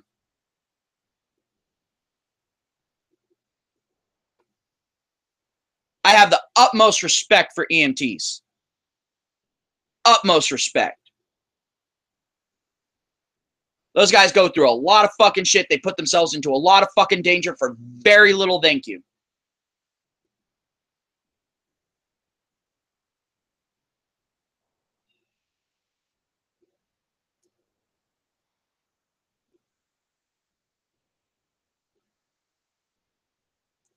And here's another difference as far as like the whole doctor situation. doctor is such a nebulous term. I mean, you've got family practitioners, you have surgeons, you have anesthesiologists. All of those are fucking doctors, by the way. You have every kind of specialty doctor out there. But the thing is, if you actually look at the breakdown, and we actually did in my nursing class, it's funny because as we were going into that section, my teacher turned to me and said, "Oh, you're going to like this section." Like, what the fuck? And so she broke down how, like, the male-female ratio with doctors, and holy crap, so many female doctors go into family practice, which is basically a general practitioner. So in other words, they're not a specialist in anything. They're kind of a jack of all trades, you know, decent at everything, master of nothing. But even as a general practitioner, you can sit there and go, oh, well, I want to specialize into being a general practitioner for kids or neonates, or I want to go ahead and be a general practitioner for the elderly. And it's like, son of a bitch. And that area, poof, just filled with women. Anesthesiologists, surgeons, all that sort of shit, you know, the actual real hard stuff. Male. Male as far as the eye can see. Very few females. You got a few of them dotting the area. You even have to sit there and scratch them a little bit. Make sure it's not a piece of dust.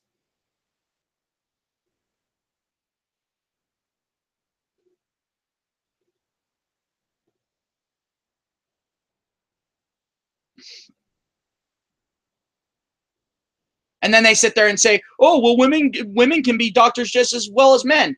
The statistics prove otherwise. Moving on. And women hate it when you fucking bring those little details up. Well, some women, not all. Some women are like, yeah, I know. And then there's a lot of women that are like, oh, you're just a sexist pig. No, I'm just telling you the fucking statistics. If you got a fucking problem with it, then go ahead and get women off their lazy fucking asses and tell them to go into an actual fucking specialization instead of specialized general practitioner. How about that?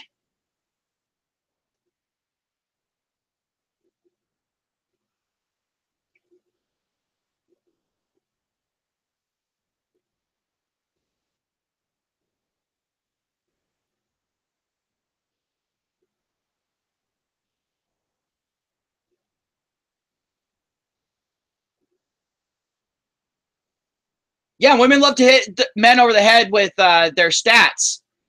But the fact of the matter is their stats are the equivalent of a slight summer breeze kissing you upon the cheek. When it's compared to the real stats that men can bring to the table.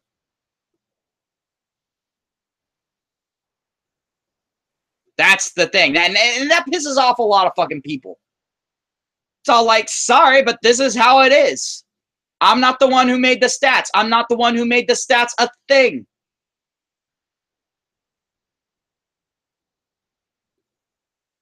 It is what it is. Deal with it. If you want to change it, well, guess what? You need to sit there and actually find some women that can actually fucking hack it and actually have the drive for it. Being a doctor ain't easy.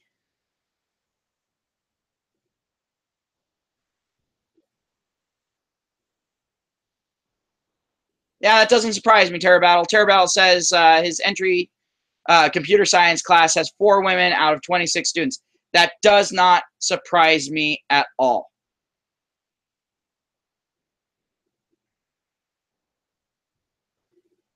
Hell, when I was going to school for internet technology, almost no fucking females. When I was going to school for video game design, almost no fucking females.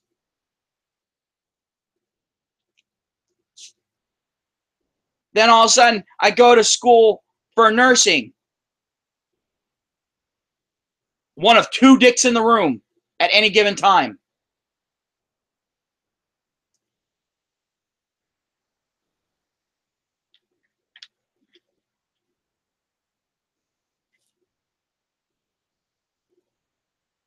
The thing is, I'm sitting there, I'm being brutally fucking honest. Some of the women hate me, and then all of a sudden, some of them are asking me what I'm doing after class. I'm like, oh fuck no.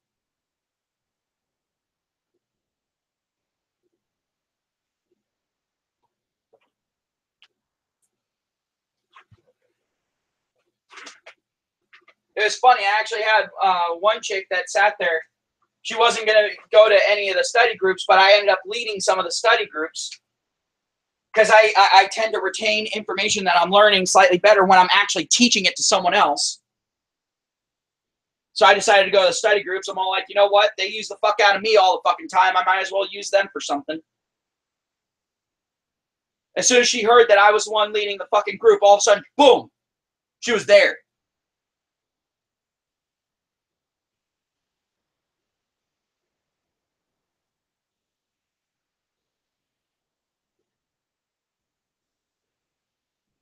And she's like, what the fuck? No. Stay the fuck away from me. And no, Trim Hits, I do not need to do that. Because the thing is when I was in that situation, for one, if it was found out that I fucked any of them, I would have been expelled. Just for having fucked them, whether or not it was completely and totally consensual.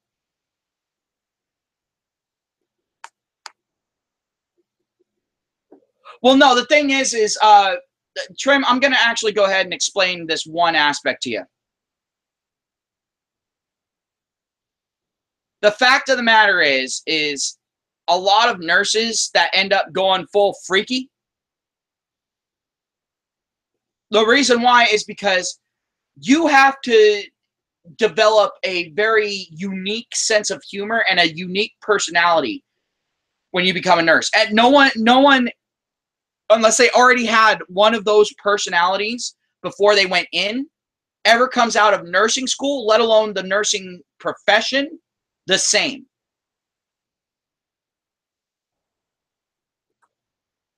And the thing is remember, the whole human body thing is old hat to them. There's no new discoveries that are going to really be made here. And so at that point, they're all like, okay, to get my motor running, I need my ass slapped so fucking hard that I'm not going to be able to sit down for the next week. Just to get the slightest fucking tingle going.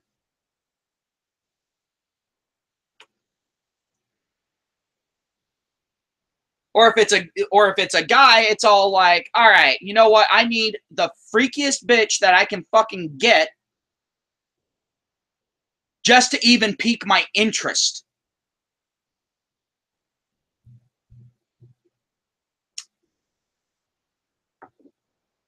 Asses, dick holes, vaginas, female urethra, down throats.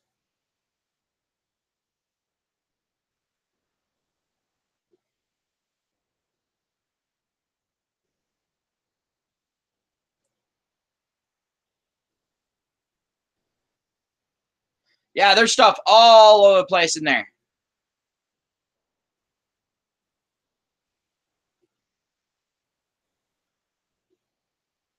Oh yeah, it wasn't uncommon to sit there, be going into a fucking supply cupboard and catching a nurse with one of the male CNAs, or a male nurse with a female CNA, or two nurses together fucking going at it in the fucking supply closet. And you just got so used to it that you were just like, excuse me, and you grab what you were going for and then fucking get out of there. They wouldn't even fucking stop. Had that happen several fucking times.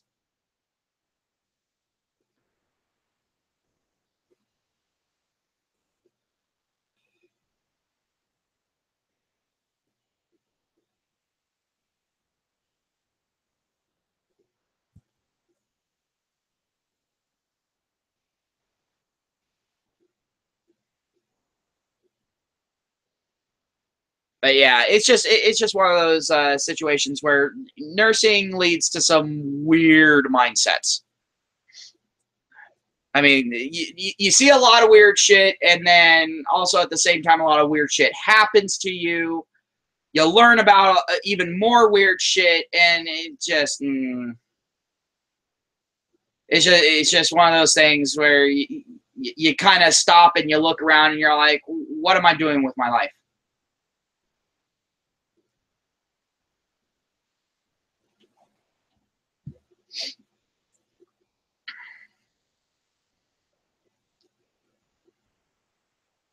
Like, I would love to see a movie entitled Nurse's Browsing History. I would love to fucking see that. That would be such a freaking comedy.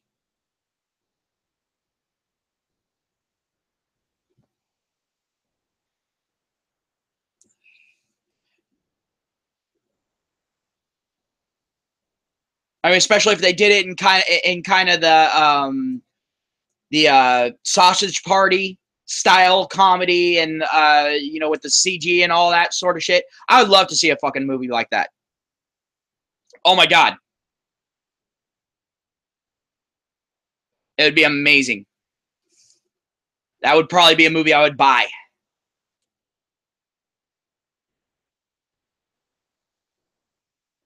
But like, with my experiences in the nursing field, I mean, I saw some amazing shit, I saw some weird shit, and I saw some absolutely horrific shit, and I saw some shit that once you see it, you cannot unsee it. You can't. That's why I say I have the utmost respect for most people that work in the medical field, especially the ones that manage to actually keep their sanity.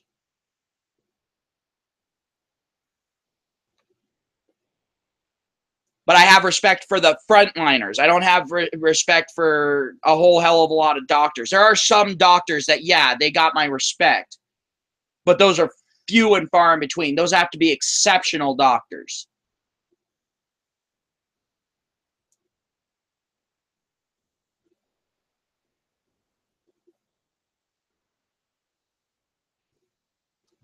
But